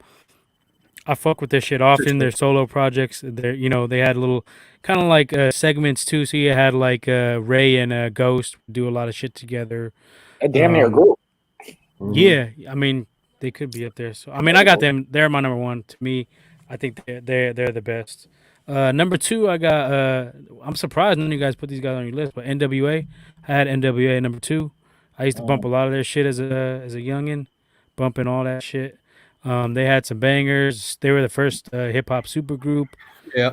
Put the West Coast on the map essentially. And their shit was cut short due to politics and people getting big heads and egos and that type of shit. So they could have been even bigger than they were. Yeah. But I feel like they were definitely one of the trendsetters, and had some legendary. That was a legendary group. So I got them at number 2. Number 3, I got Mobb Deep. I grew up listening to that shit too. They had so many slappers. solid albums. You know, top four. Their first 3 or 4 were hitters. Even some of their later shit was dope. So I liked their shit. They had a great flow together. Havoc could spit. Prodigy was legendary. Prodigy was ill. He could spit some sick shit. But they had they had different styles and they complemented each other well. Yeah. And I just, I fucked with that shit. That shit was, they're up there. And there's a lot of groups out there, but they're in my top 3 for a reason because I got them I bumped the shit out of them in high school. And then I got Outkast too. They're on everybody's list. Another group that has their resume is, solid. They got all types of shit. They have many albums. They might have one of the best resumes out of all these groups. Honestly, they have the most. I think they have the most solid albums out there, out of all these people. Maybe Mobb Deep could go with them album for album. I think, but I don't know. That would be interesting to. That's a good debate. That's a good debate. Put them side by side and see what's what. And then I'm gonna go old school too. I'm gonna go old school again because we talk about trendsetters and setting the shit up for the next generation. I'm gonna go cold ass Run DMC. They're raw. They set everything up. They're fixtures in the hip hop game. And they continued with record labels and other shit and yeah, they were just dope. I listened to them as a young dirty bastard, bumping all their shit. Back in the day, they had the little Christmas joint and shit. The Aerosmith joint, some other cold shit. Down with the King, that shit was banging. And I think when I was at Horse, man, that was a pounder. And then I'm gonna go with my honorable mention. I'm gonna go with Dog Pound, DPG. They were raw. I was close to putting them in the top 5, but I think they split up. They didn't split up, but they kind of did split up, didn't they? For a minute, a little bit early. Yeah, they same thing. Egos and shit happens and. If they stuck together for the whole time, I think they could have put out another classic or 2. But they're definitely up there. Yeah. And then Ponanoi, like Ewa said, and Outlaws. They didn't have commercial success, but they had some shit. Fatal used to spit. Noble, Hussein Fatal, Castro, Hussein Fatal. Man, Gaddafi was the one. Nice. And that's another example of their shit got cut short because Gaddafi was killed, and I don't know what happened, but I feel like they could have put out some shit and been ill. Imagine if Pac stuck around and they stayed mentoring under him. I think they would have been a power group even higher. Pac was the leader of the Outlaws. You know what I mean? So Pac, Gaddafi, and Fatal Hussein, he spun out. He fell out with them too, right after Gaddafi died. You know what I mean? But even still, they put out good music. Nova King. Other shit, yeah. I mean, they put out some good albums. You know what I'm saying? Good features too was on point. I think when it comes to groups, it's really hard just because it's so many. You know what I mean? So it's really yeah. You know what I mean? And then you also have like we said, the duos thing that messes it up too because you could have put a couple other people, but I don't know. It's like you got eras too, right? I mean, you got eras. You can go back to the old school like Nip did with Run DMC. You can come back up to right now, and it's like everything in between. It's a tough category. I'm surprised Womack got Chris Cross on his top list. The Locks was dope. I wouldn't pick the Locks. I think they didn't make good albums together. You know what I'm saying? I mean, I thought that what was it? We Are the Streets. That was an okay album. It was a good album. I like that album. I like that shit. I don't mind. I like it. It's not. I prefer the solo joints were stronger though. You know what I'm saying? It's not classic. Yeah, Kiss's solo joint, Sheik's solo joints, like they were. That little D Block mixtape they had was pretty fucking hard though. Yeah, it's weird. Ian and I were talking about this, and I wonder if it was just production and fucking with Puff, or I don't know what the case was, because they all 3 of them spit, but they just never really had Kiss is the best though out of all 3 of them, I think. Oh, for sure. Yeah, Kiss is the best. Bar wise and just music making wise. I think when they went to Rough Rider, I think with the We Are the Streets album, I think they wanted to take it completely opposite of what they did with Pluff, and I think that album would have benefited from more direction. You know what I'm saying? Instead of just like DNY being like, get with Swiss and do that. I mean, because it had the Fuck You track, which was crazy. It had some joints on there, but it just didn't have that flow of a classic album. You know what I'm saying? And I think that they could benefit from somebody that just like a producer to say, nah, let's do this with the album. You know what I mean? Mhm. So I wanted to put no, go ahead. I wanted to Go ahead, put Nick. Gangstar up there, but that's not Mm. that's not technically a group, right? Can we call it a it's group? a group. That's a group, man. Like The duo, right? it's a duo. I I mean, don't- it's, But Premier didn't rap though. that's It's that's a good group. question because Yeah. I think whenever you think of Gangstar, you think of them as a group. You don't think of it as Guru and a DJ. You think Yeah. of them, But he don't rap though. That's what makes kind of like why I couldn't put him in there. Yeah, I agree with Nip. I mean, I think they are a group. I think you have to classify them as a group. But the fact that fucking Premier doesn't rap, even though Premier is one of the illest Yeah. with the beats, I think it does. It's kind of like, it's mainly Guru rapping. You know what I'm saying? True. And and then that hurts them, right? Because I Right. mean, Guru had a nice voice, but he wasn't like lyrically, he wasn't as up there as a lot of the other MCs, top MCs. I think he was. He used to spit He some was cool. shit. He I was think. cool, yeah. It was cool. I mean, I want to put him up there. I thought his performance game wasn't either. I mean, me and Kelly, we seen him, right? We seen him perform live, I think. And I think thought it so. was Yeah, at Maritime Hall back under there. I think it was lackluster. I mean, he's dope though. Rest in peace, Mhm. Guru. But yeah. I think when you think of groups with a DJ like Salt and Pepper, and Spinderella, you know what I'm saying? But Salt and Pepper carried the group, but Spinderella was the DJ. Even Run DMC, Run. Jam Master Jay. Jam Master Jay was the DJ. But if it was just Run and Jam Master Jay, you really probably wouldn't. You know what I'm saying? You wouldn't get that same group. Yeah, feel. I was thinking about. Yeah, I was thinking about that Eric too. B, with too. Eric B and Rakim, Rakim, right? Yeah. Like Yeah, Rakim, It was right? trippy. I mean, EPMD. Yeah. They both rhymed. Yeah. They both rhymed. Eric B and Rakim, EPMD. I mean, they was a cold group. You know what I'm saying? It's a lot of people, and it's a lot of underground people. You know what I'm saying? Fucking Illinois. What about Meth and Red too? That's another one. Yeah, they're more of a duo, but they dope. I mean, you could technically wear both. I think Meth and Red is definitely like that duo category. You know what I'm saying? Like they're more of a duo. They step outside for special. But they put out a full album, right? At least a couple Two albums. I think. 2 albums. They put out the one, the whatever it was called. That was okay. That was pretty good. And then they put out the second one. What was it called? It was like basically part 2 of the first one. What was Random Master's first album called? They had the Rockweiler on it. Was it Blackout? Blackout? Yeah, and they put out Blackout Part 2. That's what I was gonna say. I was gonna call it the Black Album, Blackout, and then they put out Blackout Part 2 years later, which was just like, you know what I'm saying? It was just like, I mean, I think groups you could go. Nip was saying we should do a top 10. You know what I mean? I think we could, but that should take all fucking night. I mean, because realistically, it's a lot of people. It's a lot of people you could throw on it. In the honorable mentions, you touched on some great ones like 8Ball MJG, UGK. Like these are, these could easily be in the top 5. Legends. Dog Pound. I mean, technically, Dre and Snoop could be considered a duo. Who? Dre and Snoop. I don't know if technically because they didn't really. But they never dropped an album. They never dropped an album together. They made a lot of music together. The Chronic was filled with Snoop on it, and the Chronic Part 2 was filled with Snoop on it. You know what I'm saying? I mean, I see what you're saying, but yeah, I mean, for technically, I don't think we can because they don't have an album out. I wouldn't put them in the Gangstar category. But the Gangstar had their own name. They had their own, brand. Yeah, they had their own name. Yeah, and they put out albums under the same, duet.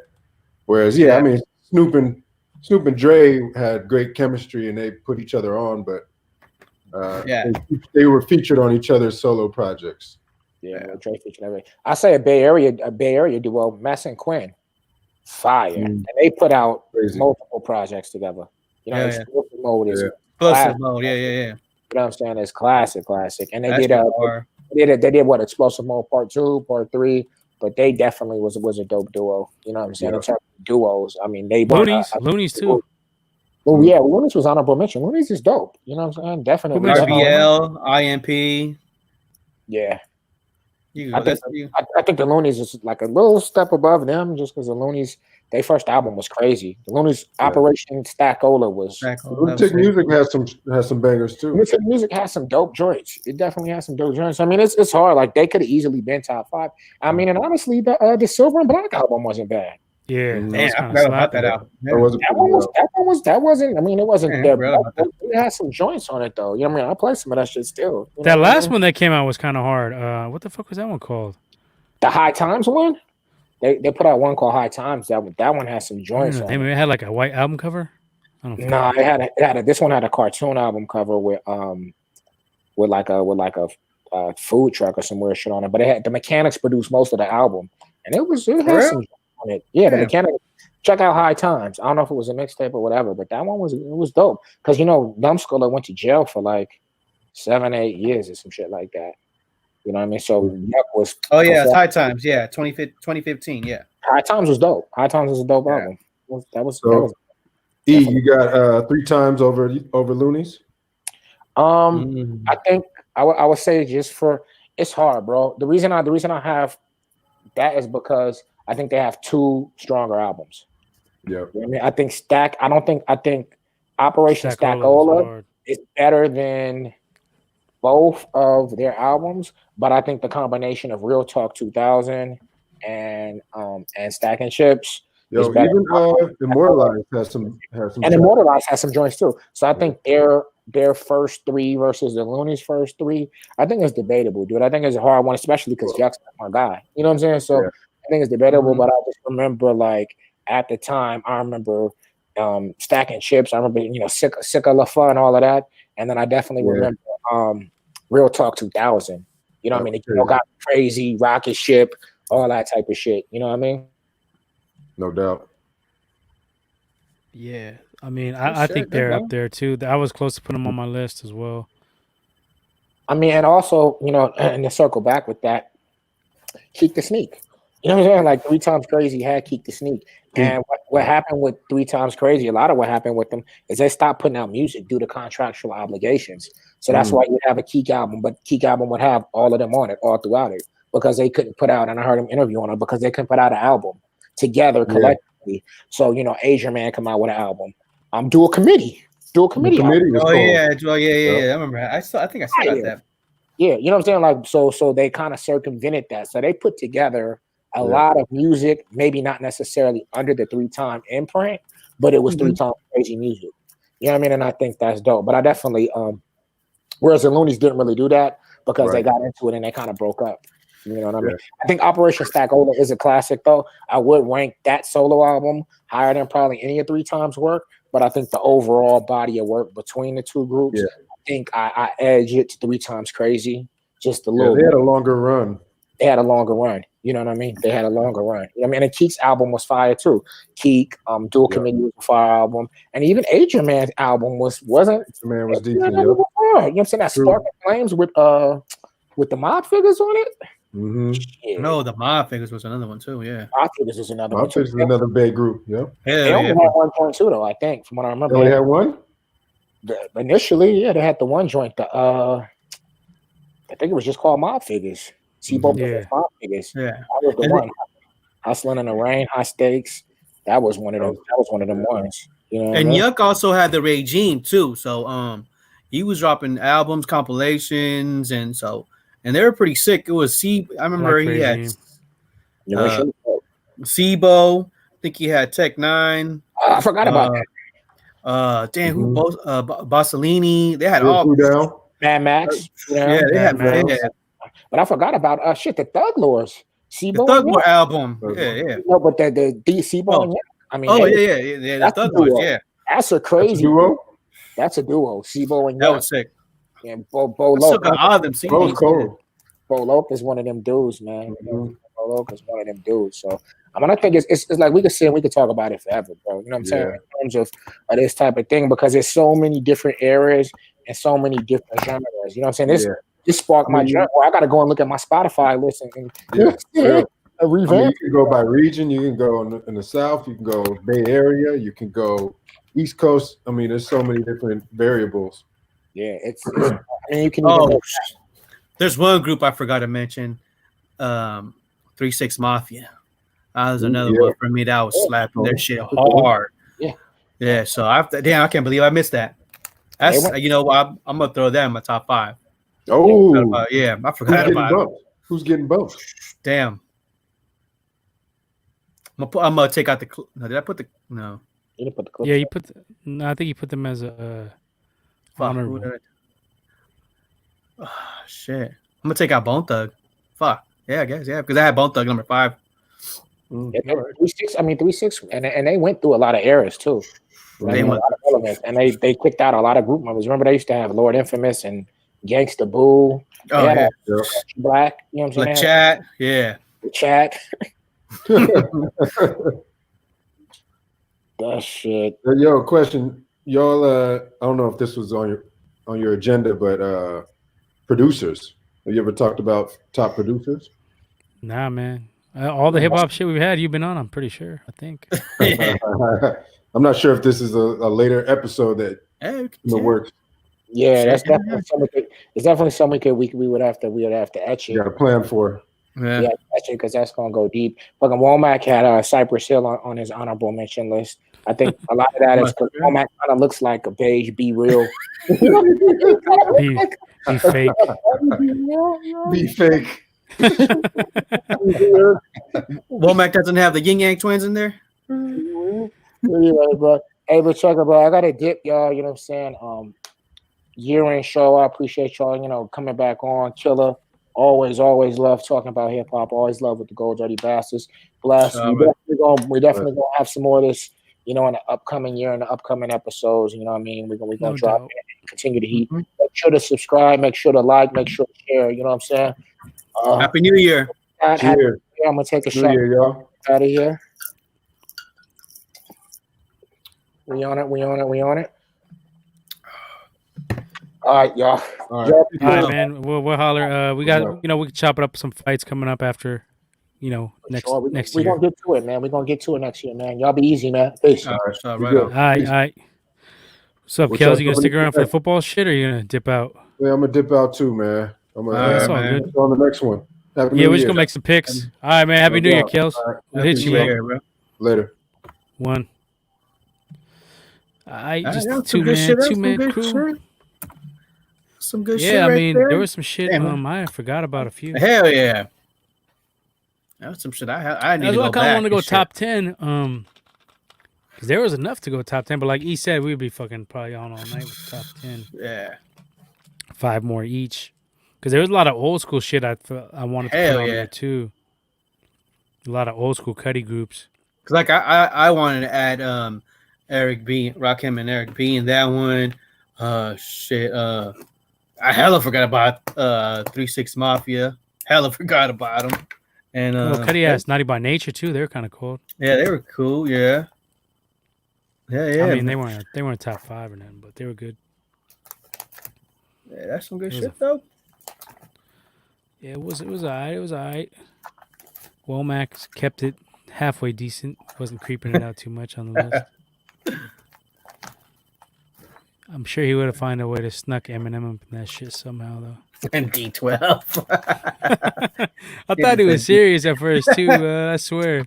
It's like this is just I couldn't believe it. I was like, nah, he's just fucking with him. All right, we got anything else? We want to do some picks real quick? Yeah, Julie. Yeah, we got Womack's picks. Yeah. Hey, is Womack still there? Nah. Is Womack watching? Watching Womack? It's probably not. Fuck it. I'll write it down. He probably went to sleep. Just go to sleep. I could text this bitch ass. Hold up. Yeah, text him. I could write it down though. I just need a piece of paper and He's lazy. He ain't gonna want to write this shit down. Well, somebody's watching. He's probably watching. I know. He's probably on here watching right now. Shows somebody. No, the baby is his daughter's texting in another group chat. Yeah. I just write them down, I guess. You'll write them down. All right. You want me to write them down? I'll write them down. I don't got no piece of paper. I'm in the garage. All right. I got a little I got a composition book. I can write this shit down real quick. We got to do the tally too. I think I'm up either 4 or 5 games, so looks like it's pretty much a wrap. All right. But we'll see. I mean, Miracle 4 or 5. Week 17 Miracle. All right, so let's go. Let's start it off real quick. First game is Miami at Buffalo, 10 a.m. on CBS. Dolphins need a win. Buffalo, I don't think they have a shot at the number 1 seed. Maybe they do. No, they already got 3 losses. No, Yeah, KC already got that number 1, I believe. So, I mean, should be. I mean, it should. Yeah, it should. I don't see this being a game that none of these any of these teams are going to take it easy. So, who you? Well, the line is Buffalo -1. The over under is 44.5. I'll take the Buffalo Bills on this one. yeah, I mean, Definitely take the Bills. we don't know who they're going to be starting though. If are they gonna play their starters or what? The week 17 is always hard. It's hard to bet on. That's why they took it out of fantasy league. Everybody has their championships week 16 because it's just too damn unpredictable. Well, there's a 3-way with Ty that I mean, I don't I'm pretty sure there's other. You got Dolphins 10-5, you got the Ravens 10-5, you got the Browns who are also 10-5. So I'm sure. I mean, they're separated by points or there's tiebreakers, whatever. But I'm pretty sure these guys they're probably going to start their starters because you got 3 teams that are. You got the Colts that are also 10-5. So yeah, they're all playing for so like I think one of the teams is gonna miss out. One of those like yes, yeah, one of those, yeah, because they're all tied up. So they're all playing for a spot. Yeah. So it's gonna be interesting to see which team out of the AFC comes out because all those teams are solid. Yeah. And they're all playing for a spot. Raiders are done. I'm looking at the list right here. Yeah, Raiders are done. Denver. You're done. Hold on, I'm just writing down the games first so I can just check them off who got what. Indy. LA Rams. Hold up. Just keep so you got Buffalo. Who does Womack got? Let me see. What does the Womeezy has? He has Dolphins, Bills. He got the Bills. But let me double check. We already know this dude rocking with the Buffalinos. No, he got Miami. What? Yeah, he's taking Miami. MIAO. Rocking with Miami, yeah. Yep. And then all right. So the next one is I'll go with Miami. Oh, all right. They need the win. Buffalo's kind of like they already got. They might only play their starters for a half or some shit like that because they don't really need it. They're in the playoffs already. Is my point. So they're not going to be as hungry. So I'll take Miami with the upset. So then Washington, Philly will be the last game. All right. So the next one is Baltimore at Cincy. Cincy's playing for nothing. Baltimore needs a win. Yeah. So I got Baltimore. Womack has Baltimore, and the line for this game is Baltimore -11.5, and over under is 44.5. Yeah. So I'll take Baltimore as well. All 3 got Baltimore. But Cincy has they got 2 wins the last 3 weeks.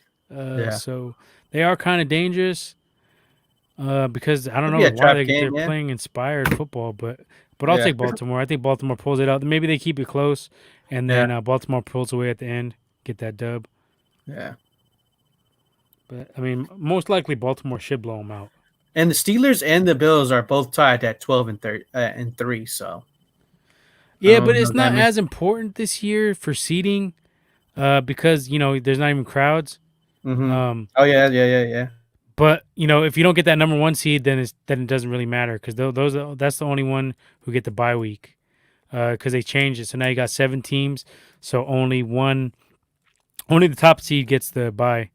So I mean, aside from getting that top seed, there's not really much to play for, other than maybe hosting a home game. But Pittsburgh clinched the division. They're playing Cleveland, so they don't have much to play for. Cleveland needs to win to get in, and even then, they still might not get in, I believe. Yeah. So for this one, you got a line on this? I don't even know if we should even put the lines for the betting because it's so fucking crazy this week. Tough picks. I would stay away from betting. I recommend everybody wait till wild card weekend and get some better matchups. Yeah, exactly. I was about to say that. Who you rocking with though? Who you got? Oh, I'm gonna take the Ravens. I just see them. They got No, it's Pittsburgh and Cleveland. Oh my bad. I'm gonna take. You know what? I always pick the Browns, and they never cover and they never win or whatever. So I'm gonna just take the Steelers. Fuck them. I'm taking the Steelers. Taking Pittsburgh. What did Womack take? Do you know? Womack took.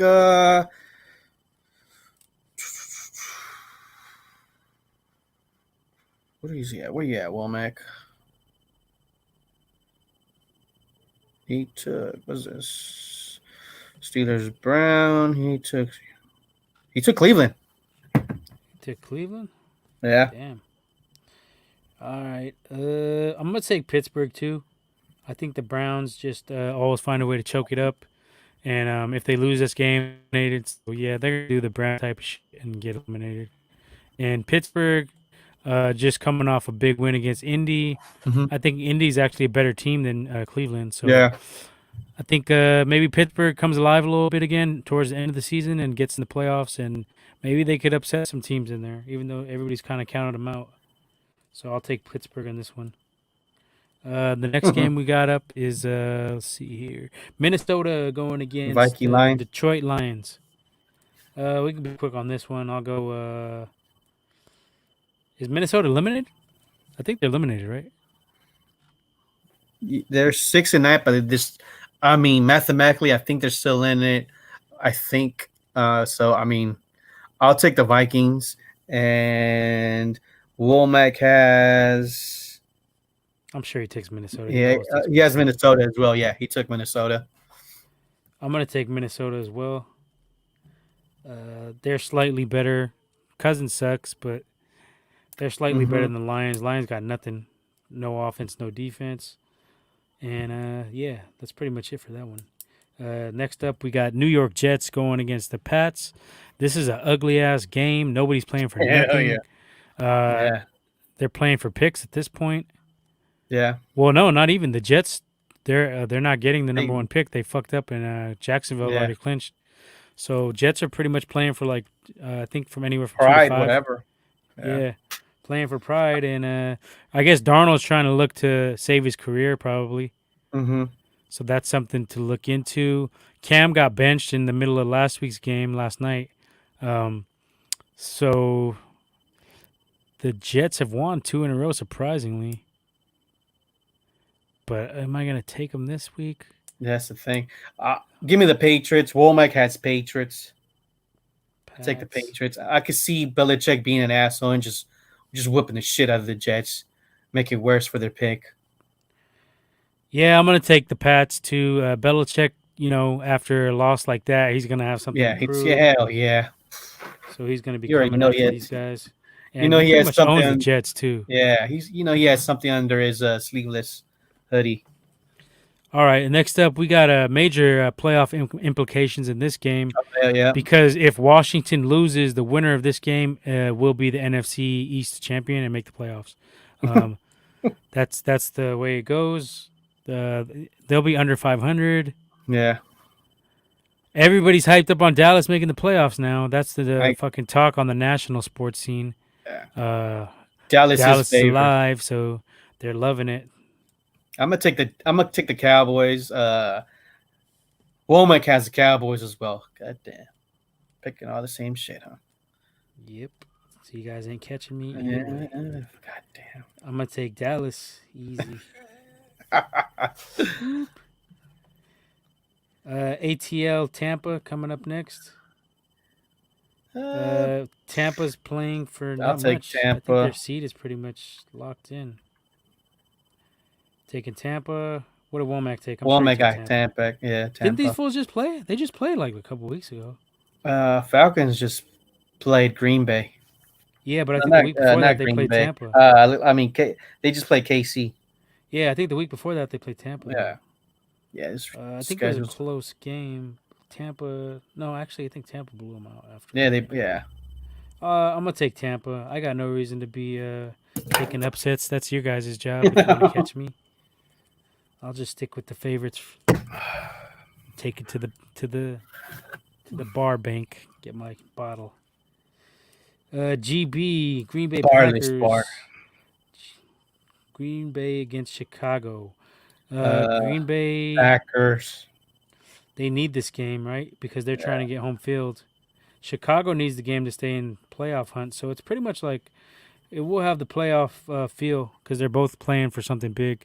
Mm-hmm. I'll take Green Bay in this. They've proven to be bear killers in the past. They, you know, they kind of own them. They have their number. No diss. Occasionally, the Bears get a lucky game on them, but I picked Packers to win the Super Bowl, so I think they're gonna want to get that number 1 seed, get the bye week, get some players healthy. I'm sure Womack took Green Bay too, right? Yeah. All right, yeah, I'm pretty much mathematically I got this dub. Everybody's agreeing with me. Las Vegas against Denver. I'll go first on this one. I'll take LV Raiders. They're the better of the two teams. Yeah, Vegas. Womack has Vegas. But basically, you guys are gonna fucking end up in a tie again. It looks like because you guys got all the same picks almost. That's what it's not about who's gonna win because I think I sewed it up, but it's gonna be out of which one of you guys comes in second, basically. You guys have been tied like every fucking game all year, every fucking week. You guys are tied. B squad. B squad representing hard. The All ties. right, we got a always bet decent the one draw. here. Oh no, this ain't decent. Jacksonville and Indy. It's ugly. Another ugly. Colts. Womack got the Colts. That's easy. Colts. I'll take Colts too. Colts could miss the playoffs. They need some help. They need to beat Jacksonville, and then they need either Baltimore, Miami, or what was the other team? Tennessee to lose. Yeah. Yeah. So they're playing for a lot because Tennessee basically they're Colts both gotta playing. win. They're playing for the NFC Yeah. South as well because they're tied at this point. So yeah, Colts got to win. Next up, Chargers and KC. Will the Chiefs even play any players? I don't think they will. Maybe they play them like for a quarter or two. a half. I'll Yeah. take Chargers. I got the Chargers. Womack has KC. I mean, the only reason KC would play their players would be for like history to go 15-1, I guess. Make a claim at one of the best teams ever. I think that's dumb though. If you get injured, if you get one of you guys hurt. Chargers actually played KC really good the last time they played. They went down to the end. I think it went to overtime actually. KC eventually got the dub, but Chargers when they're healthy, they can be a problem for KC next year when they get Bosa and Ingram back. Yeah. So I'll take them in this one. I'll take the Chargers to get the upset on this one. KC's not really playing for much, but like I said, maybe they get motivated by history, but I don't think they will. I think they're gonna try to be smart and not get an injury. So I say they play Mahomes maybe a quarter or a half, and then put in the backup, let him get some reps in case there is an injury during the playoffs. That would be like the smart thing to do. Yeah. And then next one we got AZ and LA Rams, and I think Arizona is barely alive. I don't think they're mathematically eliminated. I think there is a scenario where they sneak in. Definitely beating the Rams would help, and Goff is banged up. His thumb is he's not starting. Yeah. Oh, he's not playing? Nah, he ain't playing. God, I forgot the dude's name, but there's some guy that I don't think he's ever thrown an NFL pass. So, I believe he's the one starting. I'll take AZ. Yeah, I take Arizona, and Womack took. Where's Womack? He took Arizona as well. Big. Easy money, easy bottles. Seattle and the Niners. Niners have been impressive. Well, they were impressive for 1 week, I guess. I didn't see them beating Arizona, but they came in and they took it. They fucked up Kyler. Yeah, you call that one. They took it to Kyler. They roughed him up a little bit. Finally, they got him on the last play. They stomped his little ass. They did a good job containing Hopkins too with Verrett. He played an awesome, played a solid that game. Yeah, Hopkins ain't been the same the last 5 to 6 weeks. I had him on my fantasy squad, and he kind of just fell off. I think a lot of teams just figured out you just got to double him and make Kirk beat you or the tight end or one of those dudes, and they haven't been able to. That's why the Cardinals have been struggling a little bit. And then if you just contain Kyler in the pocket Yeah. and double team Hopkins, I mean, their running game is pretty weak. Yeah. Kyler can sneak out on some pass plays, but what's his name? Drake hasn't done shit. I had him in fantasy. He was garbage. I drafted him pretty high. He didn't do shit for me. Chase Edmonds had an all right season. I had him. He gave me some solid points here and there, but nothing big, nothing major. He's been okay, but Yeah. I mean, I'm gonna take Arizona just because Goff is out, and even with Goff, the Rams' offense is just like they sputter too much. They have good games and they have bad games. They're too hot and cold for me. So I'll take AZ. They're playing for with desperation. Somehow they could sneak in. I'm not sure of the scenario, but there is a scenario they get in. Yeah. Mathematically stunning, yeah. Because if they beat the Rams, and then who else is out there? What's the other teams fighting for a wild card? Chicago. If Chicago loses Green Bay, I think that Arizona would sneak in, right? I think so. I got to look at this shit again. There's like 1,000 fucking possibilities. I'll say Arizona sneaks in somehow. I think because Green Bay needs that win. I think they take care of the Bears, and then Arizona takes care of the Rams, and I think they sneak into the playoffs. I don't think they'll do much damage, though, because their defense is pretty weak. Yeah. But out of the Niners in Seattle, that's where we're on. I'll take Seattle. Yeah, Niners. Seattle is playing for number 1 seed, so I think they're going to be really. Well, number 2, because Green Bay already got that, I believe. Is it clinched? I don't think it's clinched. Green Bay is 12. Oh yeah, they're 12-3. Seattle's 11-4. So yeah. I don't know who has the tiebreaker. Maybe they're not playing for it. I'll say Seattle. I'll take Seattle this one.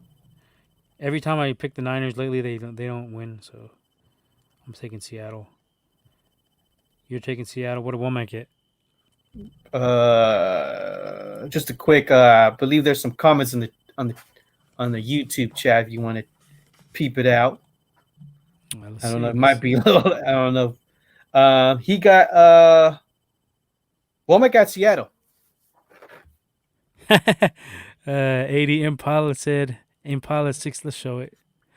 We had that other cat who was talking about football all night from the UK. He's like, to tell that boy to play rugby. Funny. Good shit. What else we got? Ryan Garcia wins easy. Canelo is number 1. Let's post this one. Ryan Garcia wins easy. Canelo is number 1. Tyson Fury killed Wilder. Yeah, but they had that speculation about the fucking gloves where he was doing some funny style shit. Yeah, and Wilder was on some crazy shit, some hypes too. Yeah, and fucking, I mean, Fury didn't really hurt him the first time, and then for him to all of a sudden just be knocking him out, knocking him all around, that was kind of fishy to me. Yeah, trained, but I don't know. I think there was some shit to that gloves. If you go watch the video on YouTube, he was doing some funny ass shit with the gloves. He was punching him with his hand through there or some many shit. I'm not so high on Tyson Fury. We've been discussed that. Yeah. I think it's cool. 96 IMPSS posted up in here too. Tyson bum Fury cheated. Wilder's real deal. I gotta agree with this guy. I agree. 100 on that one too. Hey, yo, AD 96 MPSS, you gotta relax, bud. Yeah.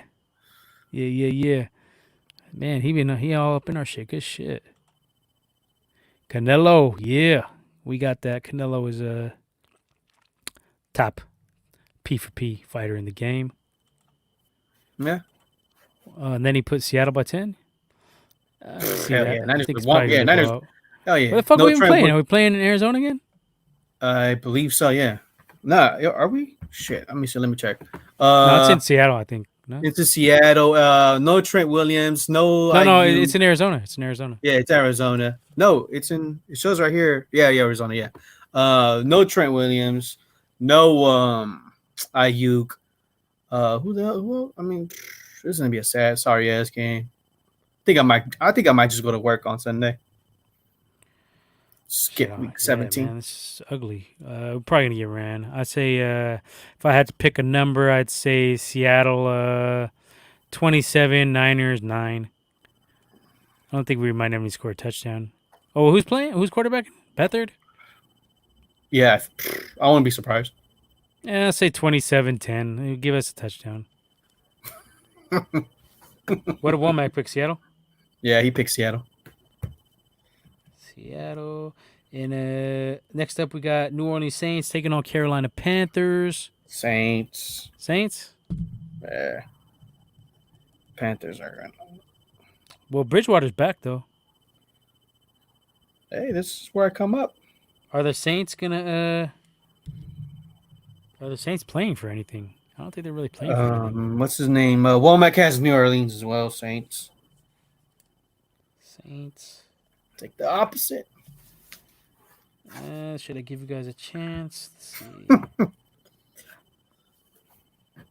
Yeah, I still think you guys can't even catch me anyway. All right, I'll take Carolina just to make it interesting. Tennessee against Houston. Tennessee for me. They need that. All right. Houston ain't playing for nothing.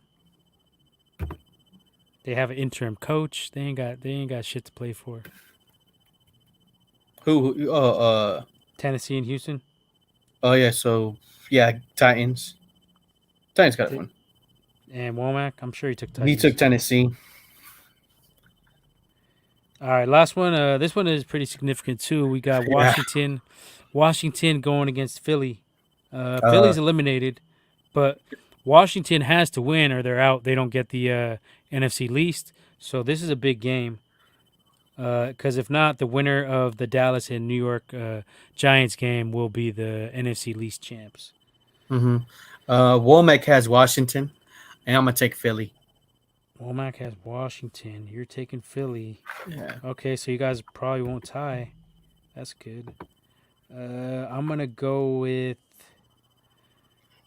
Damn, because Alex was looking fucked up when he played against us. I think he was already hurt going into that game, but it wasn't announced because he was playing hella weak against us, and then they just pulled him right because he was hurt. Yeah, he was fucked up. Man, I hope my boy Alex Smith retires, man. I just don't want him. I don't want to see him. I just don't want him seeing get hurt. My boy almost lost his leg. Come on, Alex, retire, please. Fuck. I think I'm gonna go with. Damn, this is a tough one because Washington actually needs this game, but Philly, they would be hella happy to fucking upset them. Hell yeah. They hate each other. Hell yeah. That's a rivalry, divisional game. But Hurts against the defense of Washington is questionable. I think Hurts might be confused and get Montez Sweat and your boy Chase Young might get to him. Yeah. So I think I'm gonna stick with Washington. I say Alex comes back, doesn't do nothing too major, but doesn't turn over the ball, and I think Washington gets the division and knocks out the bitch ass Cowboys. So that'll be good news. Fuck the Cowboys. Fuck the Cowboys, straight like that. All right, so that wraps up the Week 17 picks. Mm-hmm. I think next week we will be doing like a we haven't talked about it yet, but let's talk about it now.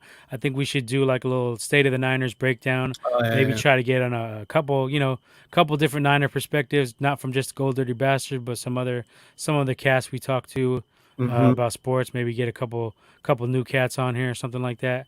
Have maybe a big panel, like 5-6 guys on here, and just discuss the Niners. I don't know if we could do that on a separate show or just include in this one. Niner, yeah. We should do it. We'll talk about that. Yeah. We'll talk about that. We could just do a Niner one.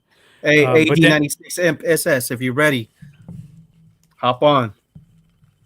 Yeah, we could have him on. Chop up some Niner shit. And then we definitely going to have a NFL playoff preview and see about getting a... Yeah, we could just do like NFL. Talk about the Niners and then NFL preview. Do just that. I can do an NFL special. Yeah, episode. We'll talk about it. We'll talk during the week. Figure it out. But I was gonna say we should also do a playoff pick'em. Maybe get some other people involved if we can. See who else wants to participate. Maybe drop it down to 25 ahead, and then winner just takes the pot. All right. Winner takes the pot. We'll work through that during the week. See what's Yeah. what on that. Still got time. Anything else you want to talk about real quick? Stimulus shit. You want to talk about that real quick? Yeah, I've been checking my. Supposed to be start dropping tonight, the 600. So if you got your last stimulus check through direct deposit, supposedly they start hitting tonight. So I got checked mine twice. pretty quick last time. Yeah, I didn't.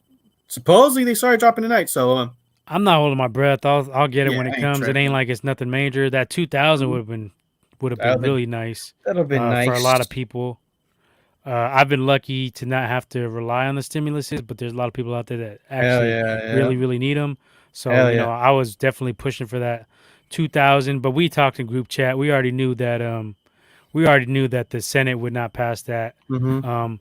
I didn't think that McConnell could block a vote. I didn't see that coming. I thought that the Senate, the Republicans would just shoot it down. But now there were some Republicans that were supporting it. yeah, but I think overall it wouldn't pass the Senate, and I think they wanted to save face for that because they got that important Senate vote coming up in Georgia, which could sway the power in the Senate. So I think they don't want to just come out and blatantly deny the shit. That's why McConnell was kind of smart from his perspective of being a fucking prick that he is. He tried to block it so that because he has his own bill. Yeah, exactly. He have his own bill. That it's also the stimulus check for 2,000. So, and they're going to change whatever the Democrats put in their bill. They're going to swap some shit, move stuff here, and they're going to try to make their own bill. So yeah, it's just mind games. It's all mind games. We talk about this shit all the time. Ones that get fucked, so. Smoke and mirrors. If they really wanted to help out the American people, they would have done that shit before Christmas. Before Christmas, when they knew a lot of people were hurting this year, and they would have done it for the kids and the people, but they don't give a fuck about us. It's all about the corporations and the lobbyists and the fuckery.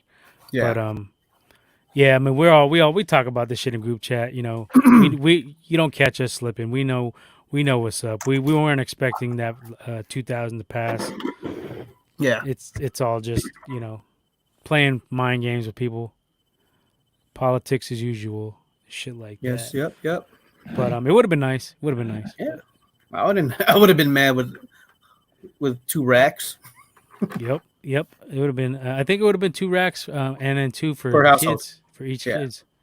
So yeah, I would have nice like 8 racks. That would have been nice. Could have got some football cards, some rookies. I got a couple Justin Herberts for cheap on eBay. I grabbed some of those. I just ordered me a Wiseman rookie card. So what's up with that? Prism. Yeah, I want to get a Wiseman too. See, I like to get them graded already though, so you don't have to worry about getting that shit done, and then they're already sealed up, cased up and shit. Yeah. Let me see. I just got in a couple of weeks. A couple of weeks ago. Put that stimulus money into some stocks.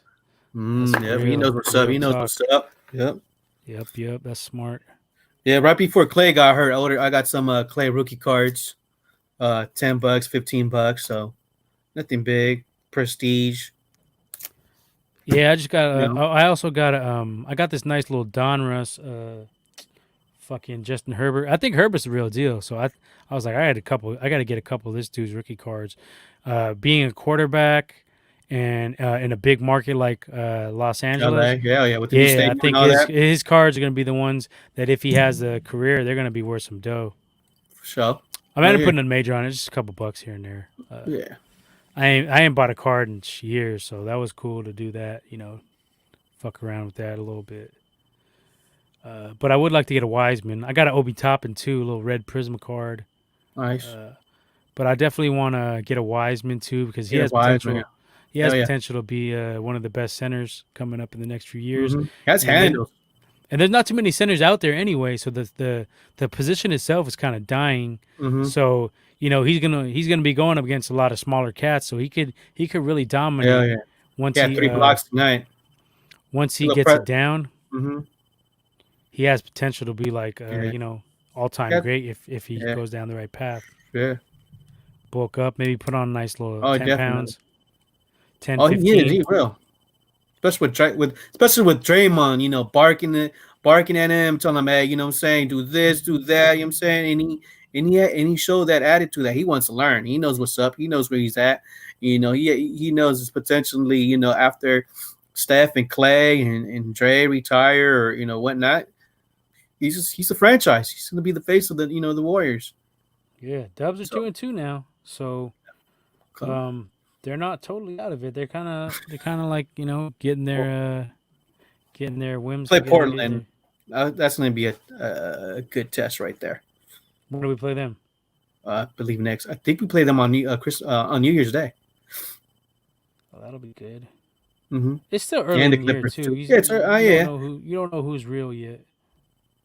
Sack's been kind of hot though. I think the Nets are going to be. I think the Nets is going to. I think the Nets going to be tough. But they lost twice already though. The Nets already? Yeah. Oh shit. Okay. Yeah, they lost. I think they're 2-2. All right. I was looking at that earlier. Let's see. Let me see the standings real quick. Let's just go through them super fast. Blazers look good. Saw them last night against Brooklyn's the Lakers. 2-2. Philly's 3-1. I took Philly on the show to be an upset to take the East with Doc Rivers. Cleveland 3-1. Womack took the Pacers and they're 3-1. Defeated. They're undefeated. No, they're 3-1. They probably lost tonight, maybe. Orlando, Western Conference. What's up going on in Indiana? What? I said Womack definitely knows something's going up and going down in Indiana because he was talking about him earlier. Indy. So 2-2 Dubs. Sac is 3-1. Clippers are 3-1. Lakers are 2-2. They're gonna turn it on late. LeBron's just gonna try to get some rest, and I think they're gonna turn it on late in the season. They'll be there. San Antonio 2-1. Dallas 1-2. That's a surprise.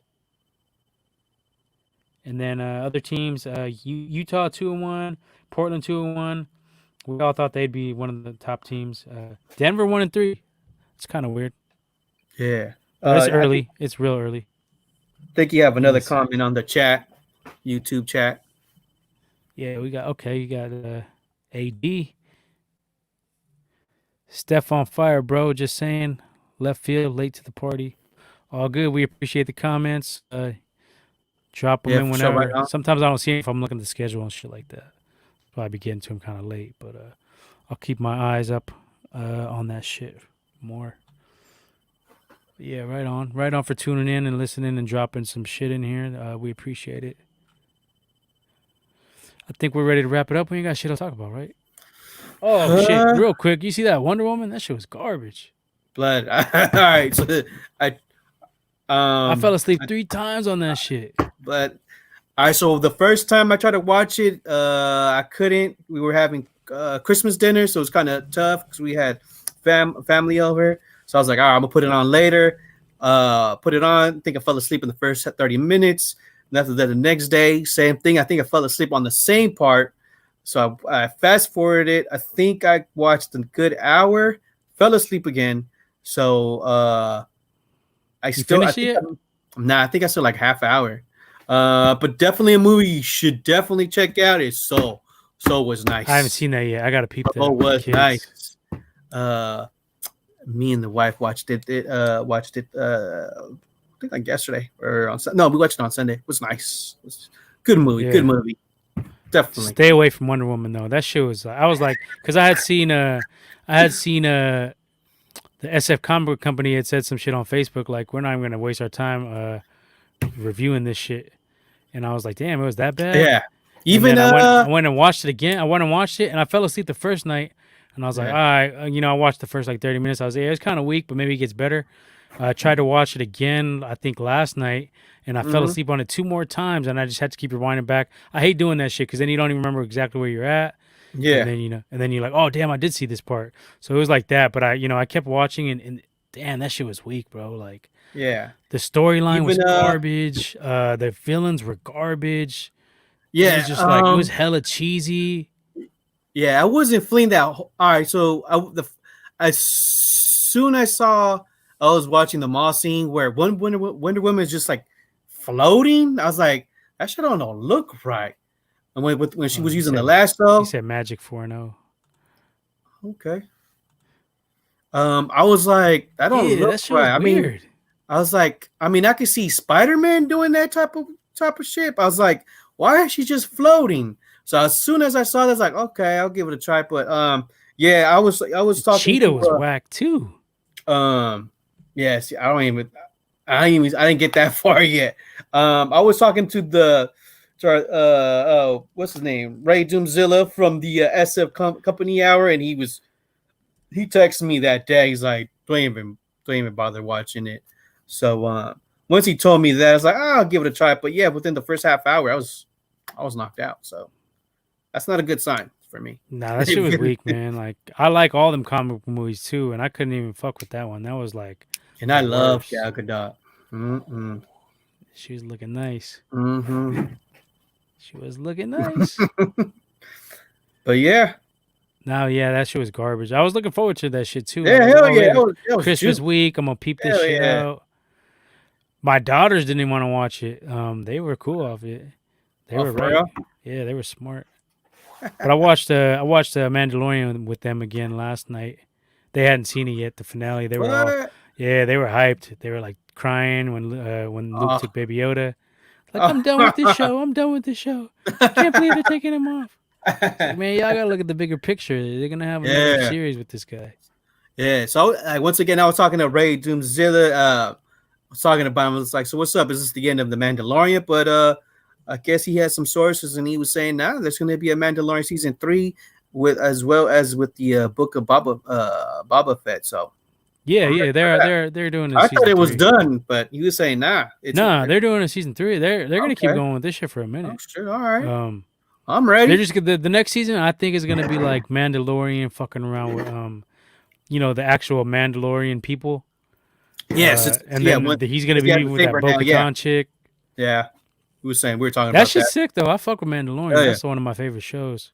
I was saying, yeah, definitely should definitely. Any other shit to watch during the New Year's fucking little break or whatever?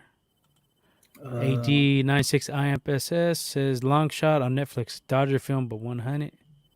I ain't seen that. You seen it? He also recommended the CC Sabathia story, a documentary on HBO Max. So if you have a chance, I think it's Under the Grapefruit Tree. Great, yeah. So definitely check that out. That was sick. Yeah, there's a boxing one. The Camacho one. The Camacho On Showtime. Yeah, I heard about that. I haven't got to that yet. I need a link for Showtime. I gotta see what's up with that. I gotta peep that. I think that's pretty much it though. I'm gonna be watching. I still gotta finish my Doom Patrol. I was watching that shit. That shit's hella funny. It's kind of weird. It's kind of weird, but it got some funny shit in there. Brendan Fraser be having me dying on that shit. I started watching Titans. I gotta get on that. Well, that's what I was waiting for. Once I finish Doom Patrol, I'm gonna fuck with Titans because I heard Titans is good too. Oh shit, you frozen, bro. I think Leo's done. There you go. I'm ready now. Oh, there you did. All right.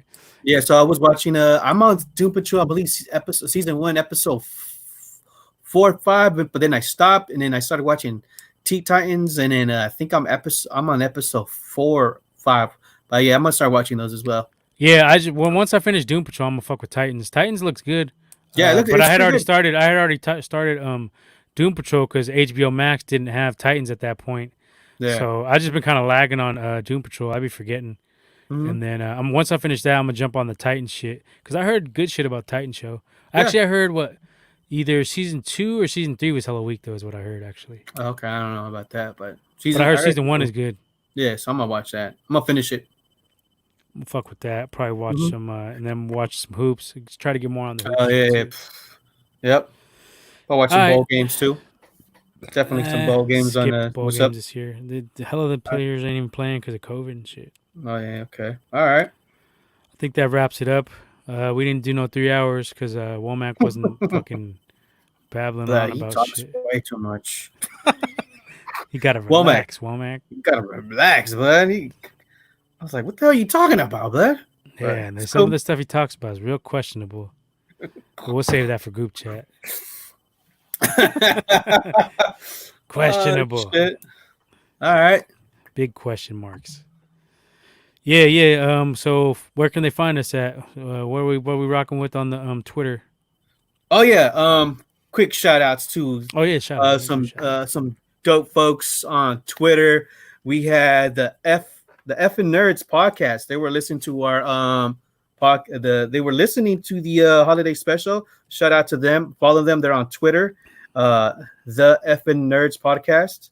Also, a big shout out to the homies. We're the Weird Ones we're the Weird Ones podcast. Yeah. They were big. Yeah, they gave us a they actually gave us a shout out on their last episode. So shout out to the homies out there. So appreciate it. Much love to y'all. So yeah, and also a shout out to the homie on YouTube. Let me see what's AD 96 Imp SS. Shout out. Right on. Appreciate it. Good shit for tuning in. Mm-hmm. Yeah, so also if you guys haven't liked and subscribed our show, that helps with the analytics. We'd appreciate it. If you like our content, just give us a quick like and subscribe, and that way it'll let you know when we do go live, because we often do go live. We go live actually every week, but we just haven't been able to settle on a time. So, we do go live. It'll notify you when we go live. Put it like that. Most definitely. And you can find us on IG as well. Yes. Gold Dirty Bastards with the Z. Fuck with us on there. We got some good content. Highly active on IG. Highly active. We talk a lot of shit on other threads. We're into the sports, so we're always gonna talk some shit in there. Boxing, NBA, football, all that shit. Funny memes. Post some funny memes. Yeah. Stories. We post a lot of stories on there. So peep us out. We're running that shit pretty much 24/7. Yes, sir. And then where else? And then you can find our content as well on Anchor, and that'll link you in with the Apple Podcast as well as Spotify. So if you enjoy listening to it, like on your way to work, doing a workout, a jog, or some shit like that, that's a good way for you to get our content as well. And on there as well, if you could just give a like and subscribe, we'd appreciate it. So that's all on my behalf. Unless you got anything else, Leo. Pretty much that's it. Happy New Year's. Happy New Year's. Yes. This is our last episode for 2020. So, Yeah, we got some big shit popping off 2021. We're gonna revamp some stuff. We're having meetings about how to improve the show. So, and if you guys got any comments, or any feedback on the show itself, just drop it in there. If you kill it on Womack, we will be happy with that. We don't even like that bastard that much anyway. We just put up with him because we know it's wrong. But yeah, anyway, no, seriously though, we'd appreciate any kind of feedback. If you get shout out to Womack, he's the Harrison Barnes of the squad, I guess you'd say, something like that. He's the Harrison Barnes on our championship run, creeping it out.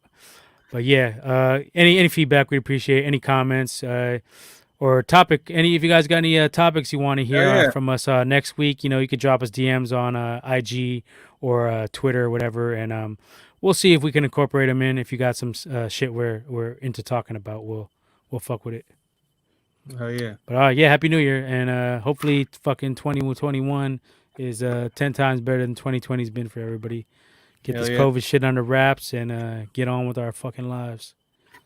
But I'm going to definitely take a toast on 12 o'clock, some Vouv, and, just be happy and appreciative of my family and health and everything we got, all the good shit we do got. So hopefully everybody can do the same. Hell yeah. But, all right, we out. Catch y'all next week on the flip side. Peace out.